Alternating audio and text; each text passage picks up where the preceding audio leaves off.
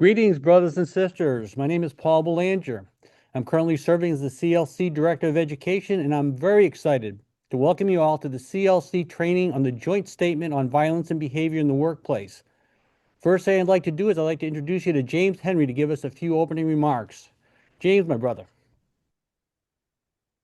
Hello, my brothers and sisters. It is really good to see you here today. And I hope that this class is something that you will be able to take forward and apply in the future.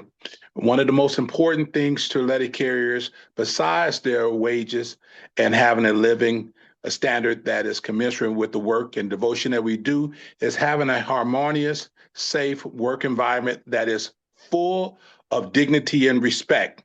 So, you're going to get some tools today and get some great learning from some great teachers today relating to making your work environment, or at least being able to deal with the work environment and knowing how to address these challenges going forward. So I'm going to turn it back over to both Corey Walton and to Paul Boulanger.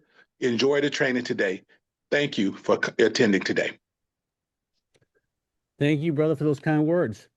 All right, so brothers and sisters, today we're going to show you how to be successful in grieving workplace harassment, bullying, and acts of violence committed against our letter carriers.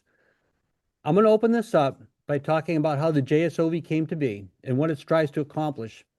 Then we're going to go over recognizing violations, gathering contractual sites that we'll need in our grievance. And following that, Corey Walton's going to come on and get to the meat and potatoes and discuss tips on gathering statements, some other tools at our disposal in defending our carriers, and how to build a solid case file. And he's also going to show us some arbitration decisions that we can include to support our case. And finally, I'll jump back in to talk about crafting a remedy for our grievance and some plans that the CLC has to give us more tools in this process. One of the biggest mistakes we make as a union is to become desensitized to poor working conditions.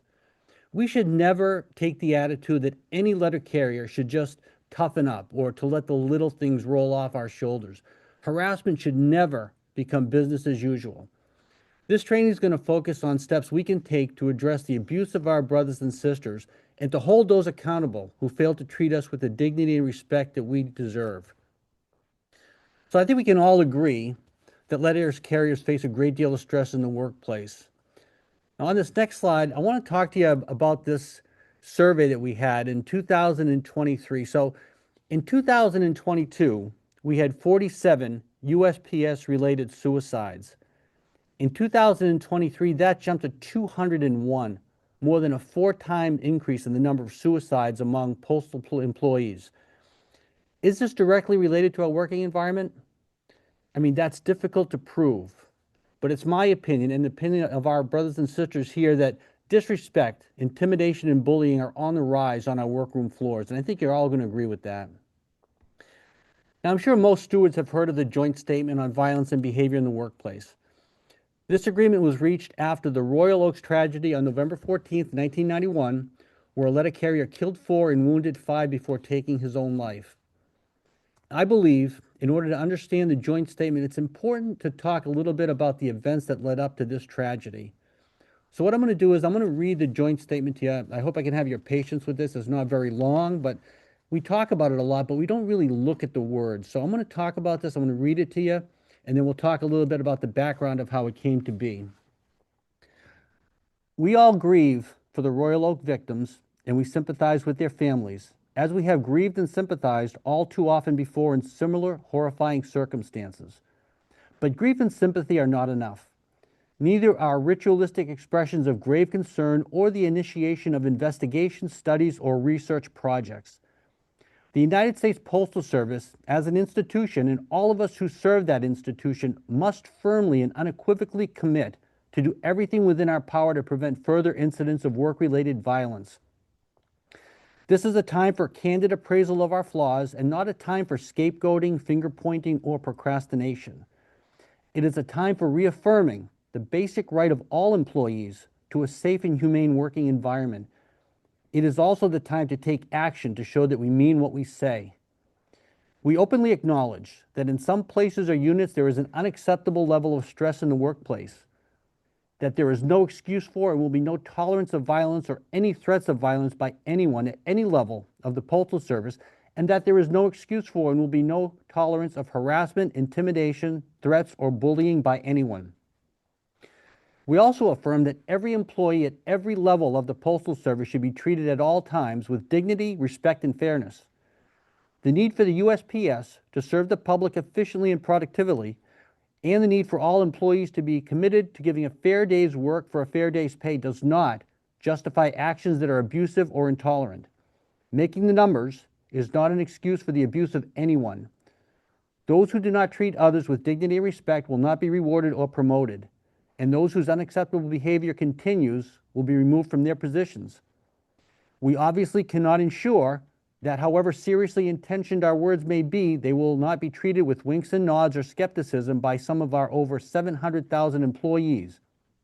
But let there be no mistake that we mean what we say, and we will enforce our commitment to a workplace where dignity, respect, and fairness are basic human rights, and where those who do not respect those rights are not tolerated. And then they have a list of signatures here, and it says, our intention is to make the workroom floor a safer, more harmonious, as well as a more productive workplace. We pledge our efforts to these objectives. So one quick note, if we look at the bottom of the JSOV, there's a signature missing. The APWU did not sign or agree with the joint statement language for fear that it would be used to target craft employees and could not be enforced to correct the behavior of management. And they were right to a degree. The NALC had to fight hard to get this clarified and was finally able to do this through a national arbitration award that Corey's going to talk about in just a minute. On our next slide, first we need to recognize that as union representatives, we need to dispel the idea that a little harassment is okay. We can never understand what hardships a fellow brother or sister carries with them every single day, and we should not trivialize their pain. The Royal Oaks tragedy, of course, had some backstory, but the final straw, and this is interesting because a lot of people don't know this, the final straw for this letter carrier was when he was placed on a 16-7 emergency suspension without pay for the simple act of turning in a late 3996 request for auxiliary assistance. This carrier wasn't the only one in the office turning in a late 3996, but he was the one being targeted by management. So he was the one suspended and sent home without pay. So of course this discipline was unwarranted, brothers and sisters. The turning in of a late request for overtime or assistance, standing by itself, does not make any employee a threat to himself or others. It doesn't pose a threat to the loss of postal funds or property. This was an attempt to bully and harass, period. Now, following this suspension, Postal Management contacted this carrier at his home. While he was on the phone, they asked the operator to interrupt the call that he was on. So the carrier became angry. He used vulgar language at the supervisor, believing that since he was off the clock, he could do so. And he was placed into this led to a removal action. So they added the vulgar language to his emergency suspension and claimed that he was now a threat to the workplace as well. So obviously, brothers and sisters, we're not condoning what followed, but we need to look at what both parties acknowledge to be a pattern of harassment. Now let's go over some examples of what might qualify as harassment, some of the provisions that we can cite. Workplace harassment violations can be broken down into two general categories: threats of violence and harassment, intimidation and bullying, and nonviolent threats. And we also have a third category on this next slide here. It's the gray areas that fall under harassment, but they could be subjective and they need more evidence to support them. Now, of course, it's easy to recognize that direct physical threats or physical violence are JSOV violations. But these other forms of harassment are not always as easy to spot. For instance, management has a right to relay their expectations to us, but where does that become harassment? Where's the line that's crossed? Let's go through a list of some examples. On our next slide, some of the examples of harassment, I'm not going to go through all of these because we have a really long list here, but profanity, physical gestures and insults, displays of carrier performance on bulletin boards with TV screens. Corey, you and I have seen this pop up all over the country, haven't we, brother? Yeah, that's one of the things that we always target is whiteboards that single out carriers about their performance. When you talk about maintaining a mutual respect atmosphere, that goes along with 115.4. I know we'll talk about that in just a second. But that is definitely one of the things that we'll raise as far as harassment to our brothers and sisters is when you got the TV screens, you got the whiteboards, and they decide they're going to take Paul Boulanger and put his performance up against everybody else. They may mark it in red, I mean, that's deficient. Those are things that we'll target as far as coming after our brothers and sisters, making an unharmonious working environment for us. Yeah, and absolutely. And, this is just a little side note here, but this became an epidemic in our workplace, and this should have been attacked the very first time it happened. But we're going to talk about ways that we're going to do that following this presentation. There's also a good arbitration that Corey's going to talk about from Arbitrator Clark that deals with this too. So we're going to talk about that in a minute. Another example, unreasonable confrontations on basically just about anything at all. As we said, management has the right to relay their expectations one time and respectfully, that's it. Any further intimidation to meet their numbers falls under harassment. As a matter of fact, Corey, I was just sent a screenshot, I'm not sure if you saw this, from a carrier in Ohio of a scanner message where a supervisor instructed a carrier to pick up the pace. You should have been done by now. That is absolutely a joint statement violation. And they don't let them take that back and say, I'm sorry, or, you file on something like that. And you have to build that brick in the wall on a violation like this. And of course, racially derogatory words or nicknames are violations as well. Next slide, we have comments about national origin, military service, race, sex, religion, derogatory references regarding an employee's mental or physical impairment, blocking a person's path or stalking someone. Some of these are more obvious than others, brothers and sisters. Next slide, applying pressure for dates, making offensive comments on a person's looks, clothing, body parts, whistling or catcalling, construction site stuff that's really not necessary in the workplace, sexual innuendos, spreading rumors about a person's sex life. And it's important to remember here that harassment doesn't always have to be face-to-face interaction. It can be through a third-party conversation as well. On our next slide, I want to talk about a couple of sites here that we're going to list for you. We just talked about television monitors, Corey and I, about singling out carrier performance in front of peers, but also daily leave times posted on carrier cases, despite our contractual right to assess our own workload. That's a JSOV violation.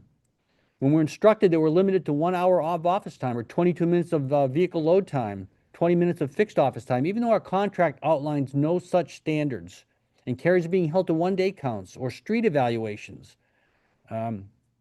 Street evaluations conducted in summer that they're trying to hold us to this daily performance marker. The auto pivot program is another one that just rolled out by management, provides further opportunity to assign additional work to a letter carrier without their input. If they say they can't complete the work in 8 hours, they're told that computer projections are calling them liars. The first arbitration site we've got on this slide is from Arbitrator Clark. We just talked about this. It's regarding posting daily expectations at carrier cases every morning. This is a good decision because the arbitrator found a violation of Article 14 and the joint statement. And just for a reference, you're going to have these sites at the end of this presentation, so you can write them down if you'd like, but we're going to provide them for you. The second site on this page is a lot more recent. This is from an arbitrator, Arbitrator Samarco, from just a few months ago. And this one, she discusses where management threatened to do 3999s in discipline if carriers did not make their DOAS numbers. And this was deemed to constitute harassment as well. Very recent case. When unreasonable projected workloads are argued by management, we have additional memorandums. We have step 4 decisions that can find their way into our case file, but that's going to be on another day's training. It's another project. Brothers and sisters, our stewards get passionate, and rightfully so, in their defense of carriers who are bullied and harassed at work. But we must keep our eye on the focus of a proper grievance preparation. When we address harassment claims against letter carriers, there are a number of contractual provisions and arbitration sites that we should include, and we're going to be providing those at the conclusion of this training. Now, aside from the JSOV, which is M1242 in the Material Reference System, we should always look to point out that this document is also in the JCAM, which creates a further agreement of acceptance and compliance by the parties. Here's a second JSOV document that a lot of people don't reference. It's M1243. This document reaffirms the commitment of the parties to work together to implement the JSOV. And we should also include the Royal Oaks Arb decision, which is C11344, in our grievance to show that verbal abuse and baseless discipline are grounds for a JSOV charge. Arbitrators need to understand that contrary to management's arguments, the JSOV is not just for flagrant violations of physical threats, it's for bullying, harassment, intimidation. On our next slide, we should also include in any harassment grievance the Postal Service policy statement on workplace harassment. Now, this is basically the Postal Service reaffirming their commitment to the joint statement. And as a side note, this is a policy statement, not a memorandum between the parties. So normally we wouldn't cite this in our issue statement because policy statements can't be enforced by the union because they're simply internal documents. But in this case, it mirrors and cites other documents that are actually citable. So we're going to include it to argue that this shows the Postal Service's commitment to the JSOV. Now, next slide. Before we go any further, we need to emphasize the importance of including Article 19 in the JSOV issue statement. Article 19, for all stewards who know, is the bridge that allows handbooks and manuals to be incorporated into our collective bargaining grievance rights if the provisions affect wages, hours, or working conditions of our carriers. So in a grievance, not citing Article 19 should be the exception to the rule. We should almost always have this in our grievance, and especially so when we're citing a JSOV violation. Now, next slide. While we're discussing articles of the national agreement, let's get them all out of the way at once. Article 3 and Article 5 both restrict management to perform their duties in accordance with applicable laws. And Article 3 also states that, and I'm quoting here, while postal management has the right to manage the Postal Service, it must act in accordance with applicable laws, contract provisions, arbitration awards, letters of agreement, and memoranda. And a steward should point out in their arguments that the JSOV must be adhered to, or there's a clear violation of Article 3. On next slide, Article 14 is a very important argument for us to make. Article 14.1 states it is the responsibility of management to provide safe working conditions in all present and future installations and to develop a safe working force. In Article 14.2, the employer and the union insist on the observance of safe rules and safe procedures by employees and insist on correction of unsafe conditions, and the workplace must be maintained in a safe and sanitary condition. So there's a few reasons that we include Article 14. I mean, first, of course, it's going to be our argument that we deserve to be free of abusive behavior as a basic safety requirement. The joint statement has established that the behavior listed, including bullying and intimidation, can lead to an unsafe condition. Now, this becomes even more important when the abusive actions of management have continued on multiple occasions when they could have been corrected. Article 14 is also important because it triggers an expedited grievance procedure. So Article 15, which is also always going to be cited in our grievance, provides that for safety-related grievances, the union may file a grievance immediately at the formal A step of the grievance procedure. This is important to provide relief and remedy to our carriers as soon as possible because we don't want an aggressive supervisor to have the opportunity to continue their behavior. We want to stop it in their tracks. There's an arbitration decision, there's a few of them actually, supporting Article 14 violations, and we're going to talk about those in a minute as well. But for now, I'm going to hand this to somebody who needs no introduction, Mr. Corey Walton. Hi, Paul. How you doing, brother? Hey, Corey, doing great. Thank you for You did really good. You did really good right there. Oh, thank you. I hope you do as well. We'll see. I'm gonna talk just a little bit before I get started, but you work 6 days a week in all kind of weather. You get one day off, and you got over 150 people that have shown up on a Sunday on their day off to educate themselves, and that's a level of commitment that we're looking for. That's special, you know, sure because we talk about educating. I know James Henry, his main thing is educating. He wants his members educated. He wants light blue educated.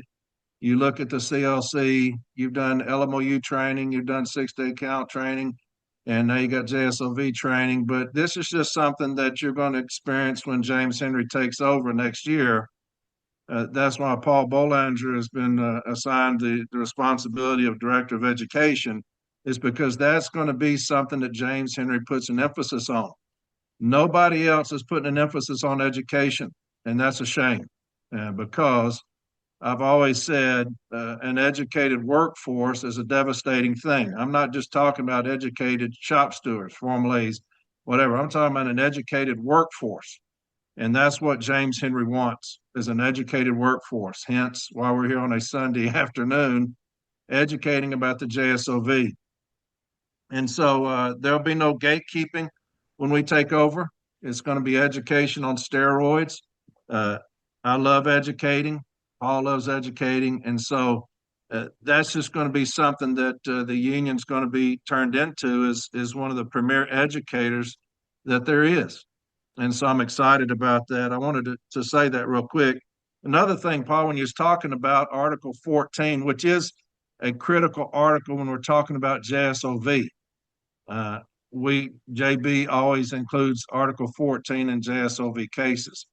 It's very good for us because you talked earlier about the suicide rate, how that has gone up even just 1 year, how that's gone up. I'm going to read something, it's off script a little bit, out of the IMIP, Initial Management Inquiry Process, when you talk about Publication 552. And this is why Article 14 is so important. But it says costs and effects of harassment. Research indicates that 37% of American workers have been bullied at work. Even basic incivility has an effect on the workplace. For example, one study shows the following responses of 800 managers and employees in 17 industries who were workers on the receiving end of incivility at work. Incivility included rudeness, insensitivity, disrespect, and inflicted by another worker. 48% intentionally decreased their work effort.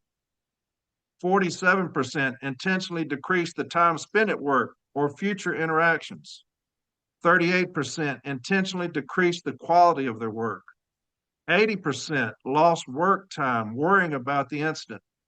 63% lost work time avoiding the offender. 66% said that their performance declined. 78% said that their commitment to the organization declined. 12% said that they left their job because of the uncivil treatment. 25% admitted to taking their frustration out on customers. So that's what you're talking about, Paul, when you talk about Article 14. And you know, Corey, that's an amazing point you bring up, because when we deal with this, when we talk about the dogs of war in a little while, Yeah, JSOV violations, this is the beginning of everything. This is at the head of all the problems that we face. If we can clear this up on the workroom floor, everything else is going to fall into place. All of this unjust discipline, all of this is going to roll right with treating our carriers with dignity and respect. That's the basic line right there. exactly. And, you know, the JSOV, we should take pride in that as the NELC. You know who wrote the JSOV? Sombrado. And so that's ours. You know, we should take great pride in the joint statement on violence and behavior in the workplace. Vince Sombrado wrote the damn thing. And so to me, it's ours. And we're going to take pride in that.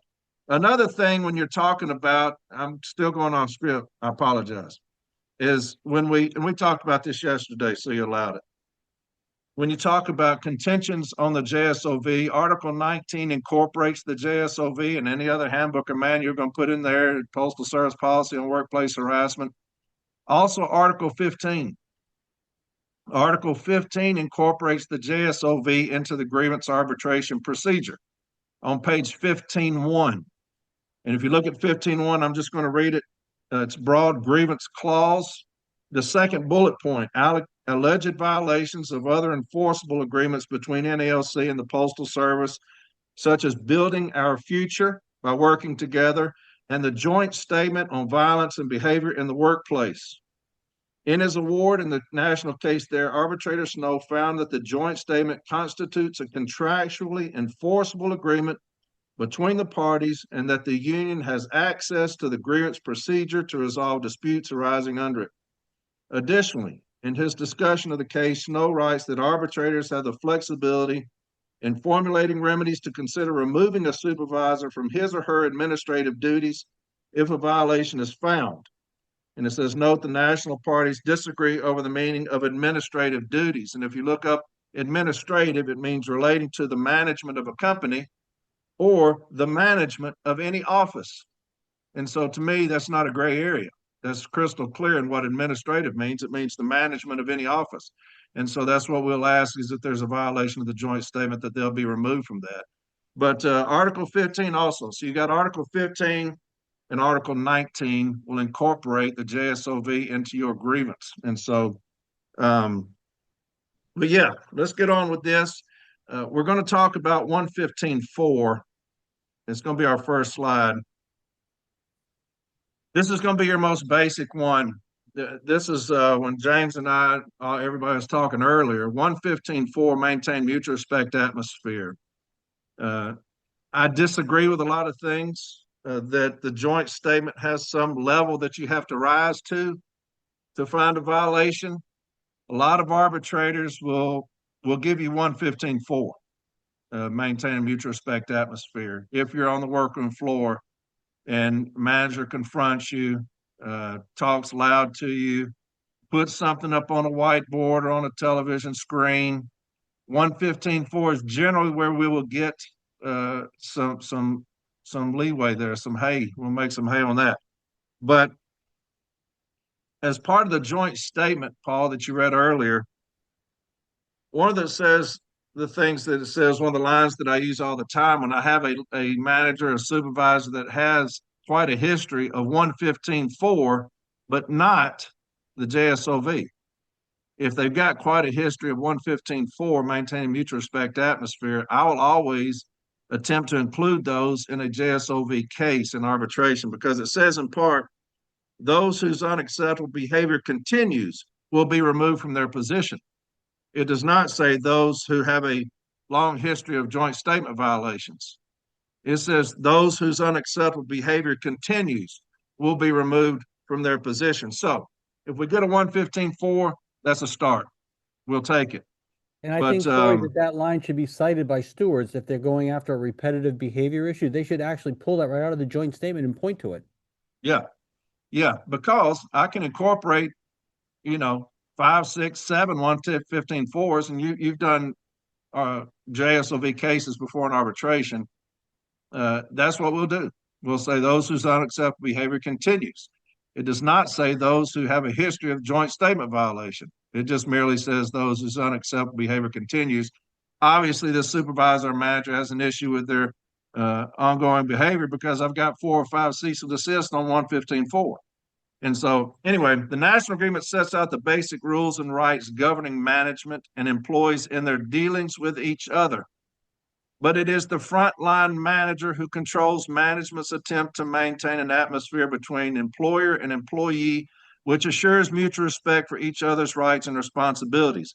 It does not say it is the shop steward's responsibility. It does not say it's the city letter carrier's responsibility. It said it's the frontline manager who controls management's attempt to maintain an atmosphere between employer and employee. And we're going to get into a lot of this later, Paul, when we talk about dogs of war. Absolutely. This section of the M39 discusses an obligation of mutual respect between the employer and the employee, and we are often counseled to use this section of the M39 standing alone for initial acts of harassment, intimidation, or bullying. But it's also entirely proper to include both the JSOV and this section of the M39 to address mutual respect. I'm going to go back to the JSOV because I take things for what they mean, Paul. When you talk about going in, we're dealing with the JCAM. What it says is what it says. If there's no gray area, the JSOV says this in part. We openly acknowledge that in some places or units, there's an unacceptable level of stress in the workplace. That's what we're dealing with here is stress. That there is no excuse for and will be no tolerance of violence and or any threats of violence by anyone at any level of the Postal Service. Now listen to this. And that there is no excuse for and will be no tolerance of harassment, intimidation, threats, or bullying by anyone. It does not say that there will be some tolerance of, or a continued tolerance of, or a certain level of tolerance of. It says there will be no tolerance of harassment, intimidation, threats, or bullying. And so I like that language. It's a zero tolerance policy, and it says there'll be none of that. There'll be no excuses for. So when they say, hey, the city letter carriers just don't like my management style, that's an excuse. They don't like to be managed. That's an excuse. There'll be no excuses for, no tolerance of. And so I like that tied in with the 115.4. If there's going to be no tolerance of it, I'm going to take you for your word. You signed off on it. So anyway, that's the last one. I'm not going to do that anymore, Paul. All right, I'm going to stick to the script. Do whatever you want, brother. Do whatever you want. We're here for the day. Sunday afternoon. Yeah, we got 4 hours left. We should be good. And so, if a step B team or an arbitrator decides that M39 section 115.4 is the only section of our contract, handbooks, or manuals that has been violated, that is their decision to make. Our position should always be that the slightest affront to our dignity and respect is worthy of a full response in our grievance, and I agree. This section of the M39 is important because it rests the responsibility on the frontline manager, and that's what we was talking about just a second ago, to address and correct any disrespectful actions. Of course, this is tough for them to do if they're the ones treating us disrespectfully in the first place. Next, we got Section 665.16 of the ELM. It's a familiar sight to any long-serving steward. Management has no hesitation in claiming that letter carriers violate this provision and are lacking in character, integrity, if they are charged with the slightest of contractual infractions.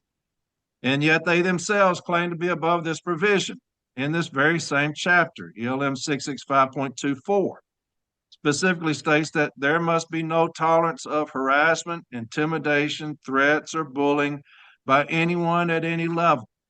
Violation of this policy may result in disciplinary action, including removal from the Postal Service. There that is again, Paul, just like we read out of the JSOV. Exactly. There must be no tolerance of. That means that's a zero tolerance policy. No tolerance of. Yeah, it does not say there'll be some tolerance of. It says there will be no tolerance of. If I've got 3 or 4, 5, 6, 7 cease and desist against 115.4, somebody's tolerating it. There's not supposed to be any toleration of it, but somebody is tolerating that unacceptable behavior to us, and I want to know why. I want to know why that's being tolerated, because I've got several things, Paul, the JSOV, we're going to talk about some more in the dogs of war stuff we're going to cover, but somebody's tolerating it because I still have a manager doing it. If there's going to be no tolerance of these things, why do I have 5 or 6 or 7 cease and desist against 115.4? I'll tell you one thing, Corey. If anybody does not tolerate it, it's going to be our stewards. Our stewards are not going to tolerate it. Right. And those things will be brought out in arbitration. No tolerance means no tolerance of it. And here we are with a case file full of tolerance. And why is that? And we'll have management answer to that. But that's good language right there for us, Paul 66524. And it's verbatim to the joint statement language.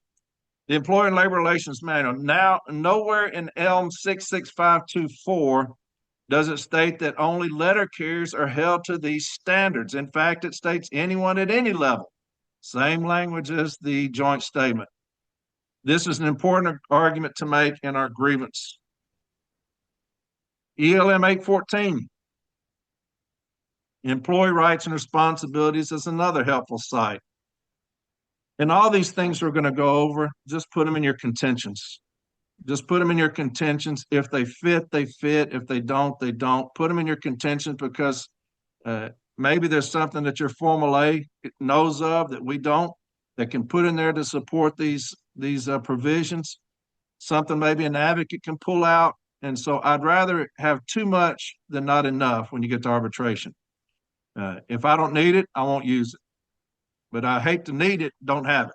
So ELM 814, Employee Rights and Responsibilities, is another helpful site. This provision states that employees have the right to become actively involved in the service's safety and health program and be provided a safe, and helpful work environment. And that's going to go along, Paul, with your Article 14, right? Absolutely. It goes along with that language out of the IMIP when it talks about the percentages of lost work, those who avoid work. This goes hand in hand with that. You're building a case here against management. This section of the ELM mirrors some of the language found in Article 14 of the National Agreement, but it is good add-on since the ELM, as stated earlier, imparts obligations on all postal employees, not just craft letter carriers. The Administrative Support Manual is not often cited in our grievance procedure, but here it also has some helpful language regarding assaults or threats. ASM, most people, Paul, will tie that to the locally generated forms. When we grieve locally generated forms, you find that language out of the ASM, Right. Yeah. Yeah. Administrative Support Manual. But here's some other language that you can get out of the ASM. Section 228.13, disciplinary action of employees. And there's the language there. Executive Order 12196, signed in 1980, gives us language that mirrors OSHA's guaranteed protection from conditions of employment that are free from recognized hazards that are causing or are likely to cause death or serious harm. Now, hang in there with me. That's extreme. Hang in there. Yeah. We're going to be talking about that, Corey. Yeah. This order stands alone from OSHA, however, and due to some exclusions that we will later discuss in the OSHA Act, this executive order is important to include. This executive order also assures prompt abatement of unsafe or unhealthy working conditions. This becomes important when we address management's failure to address violations of the JSOV. In past NELC trainings, there's been a recommendation to cite OSHA violations and to request an investigation under OSHA guidelines for harassment in the workplace. Unfortunately, OSHA made some policy changes in 2017 that extremely limits their usefulness to claims of abusive workroom climates. OSHA instructed Directive CPL 02-01-052, which has been cited in previous NELC trainings, was replaced in 2017 with CPL 02-01-058, where a new decision tree is provided for investigating complaints. This flow chart requires first that a person be in imminent danger, which is defined as facing a threat of death or serious physical harm. Now, I could have used this in my case file down, case I did in Jackson, where the manager threatened to shoot and kill one of the carriers. I don't know if y'all remember that. That's a pretty Yeah. serious threat. That's bodily harm. That's as But bad as you can go. yeah, I don't know if y'all remember the episode when I had the district manager. I put the arbitration. It's one of the things the postal inspectors came after me for, was when I put that recording up of the district manager when she reduced the removal to a letter of warning of the manager who threatened to shoot and kill one of our brothers and sisters, one of our brothers. But so that would definitely play into effect there. Serious physical harm is defined as a part of the body being damaged so severely that it cannot be used or cannot be used very well. Further, this flow chart states that bullying, intimidation, and harassment generally do not meet these criteria. Once we pass this hurdle and show that we are discussing a situation of serious physical harm, we must now prove that the violence is not a predictable part of the job and is personal. And even if we can get past that requirement, we would need to be categorized as a high-risk industry, which is defined as either healthcare or social service settings or late-night retail setting. Since we are not in that category, the flow chart would direct us to pursue a general duty clause violation. Looking at the provisions to file a claim of a general duty clause violation, we see on criteria number 3 that we again need to prove that the workplace hazard was causing or likely to cause death or serious physical harm. In this respect, we can cite the OSHA general clause as being violated only if a specific threat of serious harm occurs. There is a workaround that was discussed in the previous NELC training where we would still ask OSHA to consider drafting a hazard alert letter for a finding of harassment, bullying, or intimidation in the workplace. But again, this can only be done after an investigation of the workplace. We cannot get an investigation initiated without qualifying under the OSHA instruction directive flowchart that we looked at earlier, and bullying, intimidation, and harassment would not qualify. It's a very frustrating circle. We will include the OSHA Act in our suggested issue statements, but it will only apply in the most serious of JSOV claims where death or potential serious injury are involved. So we have a bunch of contractual sites we've listed, but how do we paste them together in an issue statement? First, every issue statement must ask a question. It must create a link to the remedy, which Paul was discussing a few minutes ago. It is very important to give a Step B team or an arbitrator a full range of violations and remedies to choose from, because winning any violation can be a building block for a future grievance. If there is one thing you should remember in all your issue statements, it's the term and or. This gives an arbitrator a chance to consider all of your allegations at once or any of them separately. Again, we need to win as many of these grievances as possible, so we're going to give the arbitrator a full buffet to choose from. A good issue statement could read, a good issue statement could read, did management violate the JSOV? The Postal Service policy letter on workplace harassment. I know you said earlier, Paul, to not include that in the issue because it's a policy letter. No, we can. It links enough to the JCAM, to the JSOV. Yeah. We can use it. Yeah. Because, I cite 1517. A lot of people don't. It's a policy letter. A lot of people don't agree with that. Don't start that fight here, brother. Don't start that fight with me here. But let me continue on. So the JCAM Articles 3, 5, 14, 15, 19, M39, Section 115.4, ELM 66516, 66524, 814, 824, ASM Section 228.13, and or the Occupational Health and Safety Act. Now, let me tell you, if you're going to cite all of these things, you better know what you're citing. Just like we go after management when they put in a request for discipline, and I get the discipline back from labor, and it's got about 15 different provisions on there that were never asked about. And as soon as I get into arbitration, I start asking management without looking, what does this pertain to? I have no idea. What about this one? I have no idea. Make sure if you cite something in your issue statement, you know what you're citing. Why is Article 3 relevant to this grievance? Why about Article 5? Why is that relevant? What about 14? 19? Because management, I'm telling you, Paul, you've seen it yourself. Management will say, we didn't violate 19 because that's handbooks and manuals. They have no idea why we're citing 19, that it incorporates all these different handbooks and manuals. They have no idea why we can't violate 19. Yeah, we have to be smarter than them, brother. When we go into this grievance, we have to have everything on tap here. We need to know what we're talking about. Absolutely. Yeah. So make sure if you cite it in your issue, you know what you're talking about, because it'll be asked about. I've had that happen to me in arbitration with arbitrator Wallets. By their actions on, talks about whatever date, or continued actions, pattern of behavior during the time period of date to date, or failure to address the above violations when they were made aware of such, and or by failing to comply with prior grievance settlements on this issue. And if so, what's the proper remedy? What are you looking for?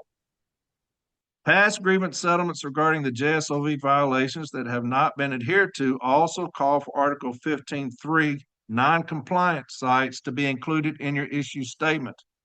A failure to address an abusive work environment makes another supervisor or higher level manager equally responsible. And we talk about this, Corey. We want to bring the highest level of management in on the table for this. Every time, if we can elevate this to a district manager having some implication, we want them brought in on the grievance. Yes. Also important to the issue statement is to categorize the grievance as a class action. This encompasses all employees in the work area. So if more information turns up as you move further along in your investigation, you can still include it. Also, remember that violence, abuse, or harassment of one letter carrier often affects surrounding employees, sometimes even more so than the targeted victims themselves. And you saw, again, those numbers out of the IMIP. how much percentage of work is missed due to an unruly manager that's creating a toxic working environment. An environment means for all. And so when you have a toxic work environment on the workroom floor, it's easy to have a class action because you'll have people say, hey, because of how he was talking to Paul, it's very difficult to me to concentrate on work. I'm fearful now for my job because how he's yelling at Paul, got in Paul's case. And so, yeah, I'm terrified of this person. So just taking a class action. There are a lot of steps we should take as stewards to fight JSOV violations, in addition to the actual grievance. After your issue statement is in place, you need evidence, and that means statements. Every employee who has information about or has been affected by or witnessed a potential violation should be interviewed. This means all crafts and any level of management you deem relevant, as well as any customers or witnesses from outside of the Postal Service. A terrible thing about a toxic working environment is that the goal of management is to instill fear in our letter carriers. Unfortunately, they often succeed. The goal of every tyrant is to divide and conquer, and our goal should be just the opposite, to unite and prevail. So how do we get statements of our letter carriers are fearful of retaliation? Let's interview our carriers privately and one-on-one. Some may be embarrassed of their emotions or will open up more in a quiet or private setting. Explain that retaliation is illegal and that everyone will be providing statements so no one can be singled out. Also, let the carriers know that you are only asking for the truth and no one should be afraid to tell the truth.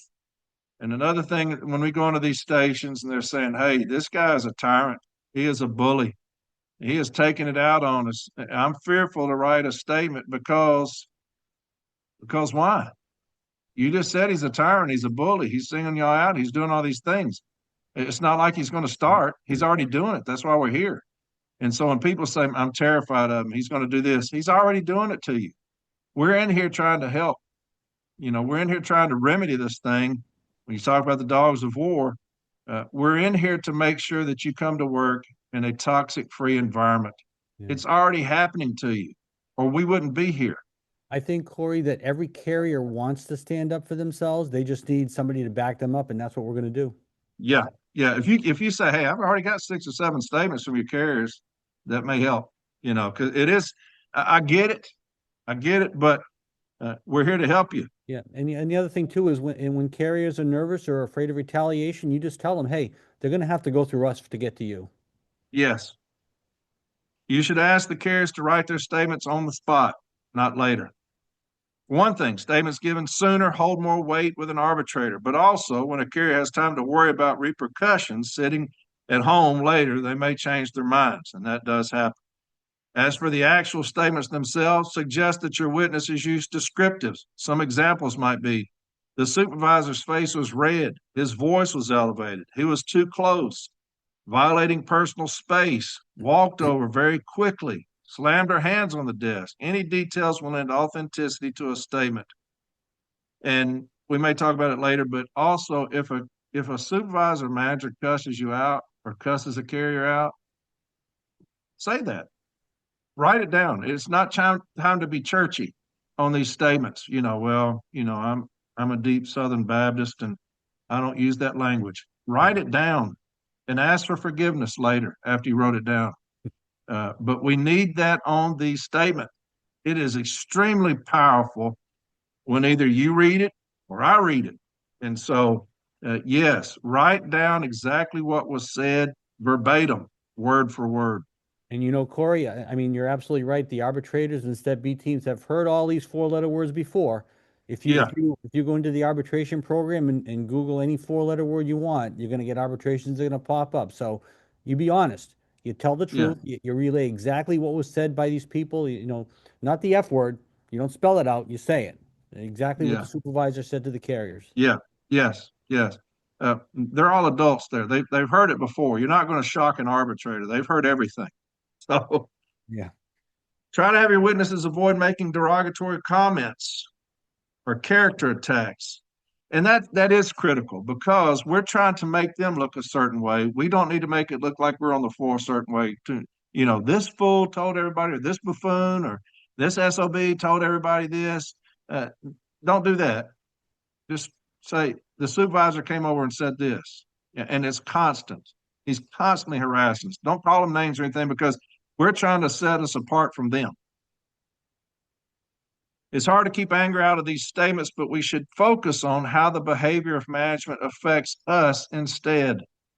If a carrier can't sleep well or keeps looking over their shoulder, if their heart is racing when a certain manager walks by, or if they are seeking counseling for stress, these are all good points to have your carrier add to a statement. You should avoid writing a blanket statement for carriers to sign. It lends less credibility than a personally crafted letter. We should request any statements that management has in their possession. Also, any 1767s filed in the installation. It is a critical part of our investigation to get information of a supervisor's prior abusive behavior and discipline records. And you and I are going to talk about that a little bit later. Again, we'll follow with Dogs of War. Yes, we will. This would include any EEO harassment complaints on PS Form 2564 or 2565. We should ask for a copy of the current posted JSOV poster at the facility. And if they don't give it to you, go take it off the board yourself. I've had to do that. Just go and get the zero tolerance policy. Any policy they have, if you ask for certain information, you don't get it, go take it off the board yourself, make a copy of it. USPS management training records are important as well. While on the subject of prior behavior, stewards should always research police records and do an online background check on the abusive manager. It may cost your branch 20 or 30 bucks, but it'd be unfortunate to leave this stone unturned. And they are out there. They're out there. You'll be surprised at what you find if you look it up. And later to find out that there was evidence there for us to use. Lastly, workplace climate surveys, IMIP reports, which I just read off of one earlier, the publication 552. Any workplace environment system module reports should all be requested by the steward. We should automatically be filing Articles 17 and 31 grievances and labor charges when any information is refused or delayed. Do not let management delay your grievance and attempt to make it untimely. If information is denied or held back, move your JSOV grievance forward. Always remember, we own the grievance process. We move the grievance. Management does not want you filing a substantial JSOV grievance against them. They're going to do everything they can to impede it, especially if they have really screwed up. And so make sure that you remain timely. If they're trying to kick this can down the road, move it up. It's our grievance. We move the grievance. When it comes to getting copies of management's disciplinary records, there will be much kicking and screaming going on. The service will argue that it is outside the scope of our authority to request this information. A national arbitrator has ruled that these records are fair game for the union. I got some sites there, but I've also done several episodes on relevancy letters. And you're going to get a relevancy letter when you ask for management's disciplinary record. You just are. You look at the EOPF file, you're going to get a relevancy letter. Be prepared to grieve that. All right. I got a great decision from arbitrator August that's on one of my episodes about relevancy letters where they did that. They kept giving us relevancy letters and we grieved it. We won that. But just be ready for that. You put in for a management's personnel records, you're going to get a relevancy letter. Okay. So educate yourself on that. Be ready to go with that because anytime we file a JSOV, we're going to ask for any discipline this manager has ever received. I want to see if management has ever attempted to correct this manager's behavior. You're not going to get it, but we'll file those grievances, okay? There's the decision from Carlton Snow. I'm not going to read that to you. There's the other decision from arbitrator Mittenthal, two of our best national arbitrators we've had. And so both of those will be critical for you, all right? There's also a brief on one of my episodes. You can take that and copy that. You steal that. Use it as your own. I don't care. Just cite the language off of it. It's got all these sites in there for you already, okay? It is for the union alone to determine if a grievance exists, and this is Mittenthal. It is for the union alone to determine if a grievance exists, and that's going to help you in any grievance that you file. When management tells you that the information is not relevant to your grievance, it's not for you to determine that. It's for me to determine what's relevant to my grievance, right? If the information it seeks has any relevancy to the determination, however slight, its request for this information should be granted. And that's a beautiful sight for us. It's national, and they're bound. It's just like contract language. The National Labor Relations Board has also weighed in on the union's right to any corrective actions taken to address harassment complaints. NLRB JD 3815, June 26 of 2015, Albuquerque, New Mexico. The Postal Service argues that Trujillo abandoned his request when he did not explain the relevancy of the information to the respondent. The union wanted to know if corrective measures had been taken to address any possible pattern of abuse or the impact, if any, that those measures had on the pattern. The USPS violated Section 8A5 and 1 of the Act by failing and refusing to provide Sunshine Branch 504 with information the union requested. That's another great thing for us to use. Once you have a history of abusive behavior, you may get the argument that it's not admissible regardless. Past behavior doesn't prove present guilt or something like that. A good regional case to cite to include is, we'll talk about that in a minute, but that will happen. It happens a lot. Paul, you've been in enough arbitration to know they're going to say, hey, you can't use these past decisions against them because they've already been adjudicated. We're here for this one issue. We're not here for something he did last year or the year before. Yeah. Yeah. We were in Jackson against manager Kirby Ragsdale. We went back 13 years of decisions on this individual, and that's what they're just raising hell. You know, hey, these already been adjudicated. They have been adjudicated with a cease and desist. And since he didn't, that means stop and don't do it any longer. We're here because he didn't stop and he's continuing to do it. And so that's how you incorporate it, because it's a continued. When you talk about when the JSOV says what? Those whose unacceptable behavior continues will be removed. That's what we're talking about. It didn't say those whose unacceptable behavior continued for the past 14 days. It's those whose unacceptable behavior continues. And so we will incorporate any decision, and again, we'll talk about that, Paul, about the dogs of war. Right. Any decision that we have, we're going to put it in that case file. I don't care if it's 30 years ago. I'm putting it in there.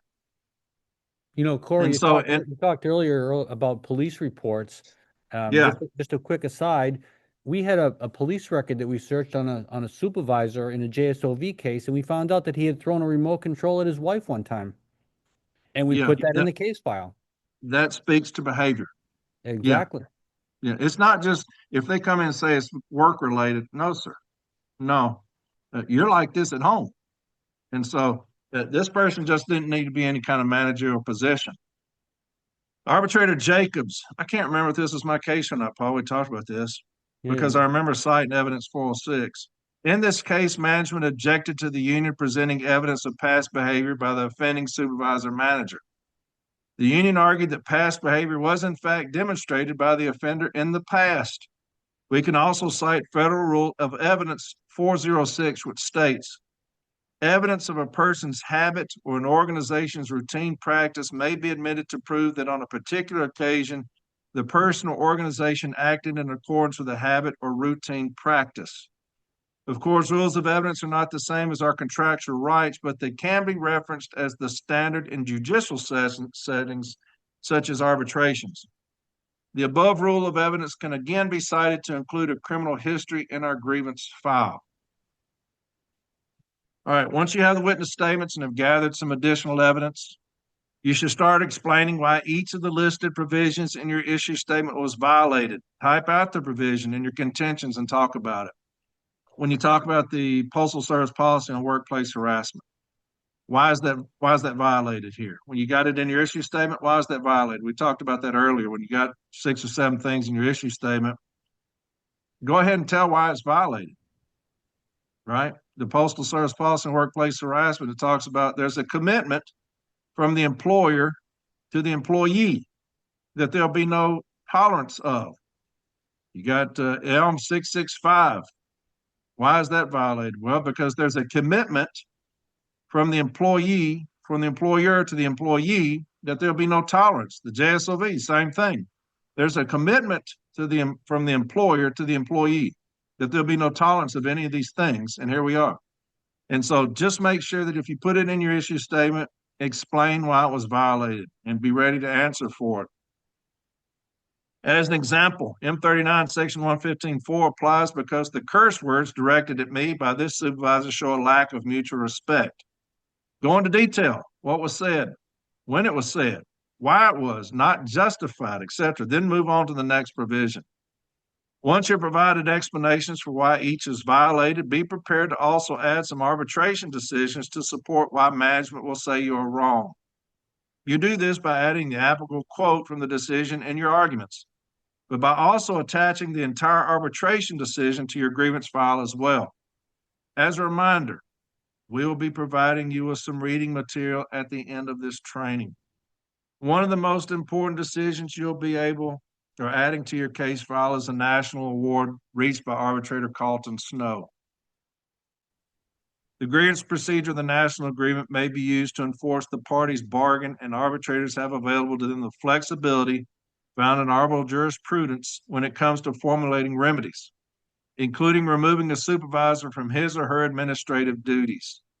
And one of the things that we will add to our file, especially in dogs of war, is the arbitrator's authority under the joint statement. And that will come along with several sites. We have that on the JSOV episodes. We'll tell the arbitrator, here's your authority under the JSOV, and we'll support that contractually. We'll support that with past decisions. And so the arbitrator's authority, that will be something huge for us when we talk about training the dogs of war. Incidentally, the arbitrator has the same authority for a cease and desist remedy, which is another topic for another day. Yes. This award is the enforcement tool of our JSOV grievance. Management will kick and scream again that letter carriers do not have the authority to discipline a supervisor. And they're right. But an arbitrator certainly does, and National Arbitrator Snow said so. Again, you want to explain in your grievance that the joint statement is a mutually enforceable agreement. And this was confirmed by National Arbitrator Snow in his decision. Make sure this award is part of your case file. Again, Paul talked earlier, the only ones who didn't sign off on the JSOV were the APW. So they're very difficult for them to try to get one in arbitration because they didn't sign it. And so management will exclude them from any kind of remedy. Management may also argue that violations of the joint statement do not necessarily qualify as violations of Article 14. We have an arbitration for that as well. And there are numerous arbitrations out there with the JSOV. Article 14 has been found. No arbitrator, August, has done it, as well as others. But here's one, Charles Remus. Here, management argues no safety-related complaint was made to management by an employee, and hence the union use of Article 14.2 is improper. When a union steward comes to a supervisor and complains that an OIC is threatened or bullied and harassed postal employees by words and actions, that is a complaint of a safety and health violation that can properly be raised at Step 2 grievance under Article 14.2c of the National Agreement. The rejection of this argument in management Step 3 answer to this grievance is simply an example of winks and nods as skepticism, and that is language directly out of the JSOV. As the framers of the joint statement feared that some of the service's 700,000 employees might take it. Keep in mind, this and many that follow are regional arbitration awards and do not hold the same enforcement weight as a national arbitrator. They can still be cited to demonstrate how other arbitrators have decided on a certain issue. However, this decision is also important because it enforces our right to move this grievance immediately to formal Step 8 on a fast track. And anytime you put regional arbitration decisions anywhere, it's for persuasive value, right? It's so the arbitrator isn't sitting alone. And so if an arbitrator has other arbitrators that have already agreed with them on this certain position or issue, they're more likely to give it to us. They don't ever want to be sitting alone on a decision. So you're going to give them things for persuasive value on whatever your issue is. We need to talk about levels of JSOV violations. This is kind of a contradiction in terms because every violation is serious. But we must recognize that some actions or behavior carry much more weight in the eyes of an arbitrator. For instance, a physical attack or threat of physical harm is very serious, and may call for a harsh remedy on a single occurrence. On the other hand, a curse word or an isolated insinuation that a carrier is not a good worker may require multiple documented occurrences to carry the same consequence in a remedy. And it's no different than a CA1 or a CA2. A CA1 is an immediate act. I broke my ankle. I know when I did it. CA2, it's long-term injury. That's how this is. Joint statement on violence behavior in the workplace. Violence is the CA1. The behavior is the CA2. So think of it like that. If you have a manager that's demonstrated a pattern of abusive behavior and has been documented or grieved in the past, there are several arbitrators that have ruled on harsher remedies. We have a bunch that we're going to list for you at the end of this training. Our grievance procedure is a valuable weapon in fighting workplace harassment, but I'm going to let Paul, the main man, talk to you about some other things we can do to protect our carriers as well. All right, Paul, it's all yours, brother. All right, back on. You finally ran out of air. I need something to drink. Okay, so there's several steps we can take as stewards to fight JSOV violations in addition to the actual grievance procedure. Let's look at a few. Now, of course, we should always remember that any harassment that rises to the level of a crime should be reported to the police immediately. You dial 911. There's no second thoughts. If a carrier approaches you and says they've been assaulted or threatened with bodily harm, you pull out your phone and you start dialing on the spot. Your carrier's safety is more important than anything else at that moment.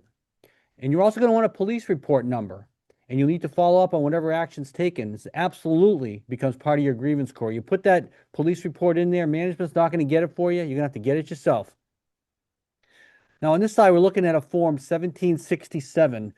This is usually used to report like a spill in the workplace or a vehicle repair that's not done, but we can use this report of an unsafe condition or practice, for harassment as well. So the important aspect of these forms is that the complaint must be investigated within the same tour of duty that it's received, and a specific action must be documented by postal management. So we have a paper trail now. These become an important part of your case file to show management's response or lack of response to a claim of a toxic work environment. Now, carriers can submit this form through their stewards anonymously. The instructions on the form suggest that this be done by contacting the USPS safety officer. We're not going to do that. We're going to do this through our steward or by contacting the NALC regional office for guidance. Now, the regulations for Form 1767 are found on this next slide, which is ELM 824. So 824.632 and 636, they discuss the obligations of management, including the installation head, and abating any reports of unsafe and dangerous work conditions as reported by employees on 1767s. The key here is that management must investigate and respond with an appropriate response by the end of the employee's tour. So you have a time limit. Next slide, publication 553. We've already got some questions coming up on 553 and 552, so we're going to answer those as we go right through this. Publication 553 is the Employee Guide to Reporting Harassment. It's very important to cite, but the NALC firmly disagrees with the second paragraph on this screen. If you look at that paragraph, a single incident absolutely constitutes harassment, and this kind of contradicts that. But the statement that an incident of harassment should unreasonably interfere with work performance to be considered, that's a legal standard. That's a legal standard for determining harassment. Our contract, our handbooks, our manuals, as well as the JSOV, establish a different standard for categorizing workplace harassment. So while we're going to include this provision to argue that management may be disciplined for harassing letter carriers, we're going to talk about that second paragraph, and we're going to tell our Step B team or an arbitrator that they're discussing a legal standard here. We're dealing with a contractual standard. All right, on our next slide, and as I said, this question was already asked. This is one of the most important things you're going to see in a JSOV case. Publication 552. So when a harassment allegation is made by an employee, management is obligated to investigate. Publication 552 is the manager's guide to address workplace harassment, and there's 6 steps here that are required. I'm going to read these for you. Step 1, respond promptly. Step 2, obtain information. Step 3, begin the IMIP, the initial management inquiry process. Step 4, evaluate information. Step 5, develop a plan of action. And step 6, follow up. Those are your 6 steps. Now, you got to be aware here, this is very important, that there's not a written record of this investigation until the IMIP process in step 3. You also have to be aware that step 2 provides an investigating supervisor that can discuss the remedy with the complainant and not proceed to the IMIP written step if it's not warranted. So you need to confer with your carriers and let them know that they should request a written investigation. Do not settle for a handshake, a promise. This is where your supervisor is going to try to short circuit the process. At step 2 of this investigation, they're going to try to verbally settle this process. You got to talk to your carriers and tell them, do not do that. As a matter of fact, a carrier would be wise, and you should encourage them to ask for a steward in any meeting that could lead to discipline. And a carrier could reasonably expect discipline if they're being questioned on a work-related incident involving harassment, because say, for instance, a carrier said that, yes, a supervisor was harassing me and I felt like lashing out. That's absolutely grounds for discipline. So anytime a carrier is brought in regarding a JSOV complaint or a harassment complaint, make sure they ask for a steward. Stewards need to step in anytime. If you're a steward, be proactive and tell the carrier they need representation for this. So an IMIP report and findings should be included in your grievance, of course. But here's a little aside, and this might surprise some of you. An OIG report found that 97% of postal managers never completed the training to complete the IMIP investigations properly. So out there, when you're dealing with your supervisors, you have a 3% chance that the supervisor knows what he's doing. Hey, Surprise. Paul, let me say something right there. Okay, are you Because surprised by this, that, Corey? no, no. Okay. I think, matter of fact, I think we were talking about that training, the OIG training on compliance or whatever, and they said that 90-some% hadn't done their training. I had that a few weeks ago. Well, here this is. But would you consider a grievance a form? I'll read to you exactly what Publication 552 says on the very second page.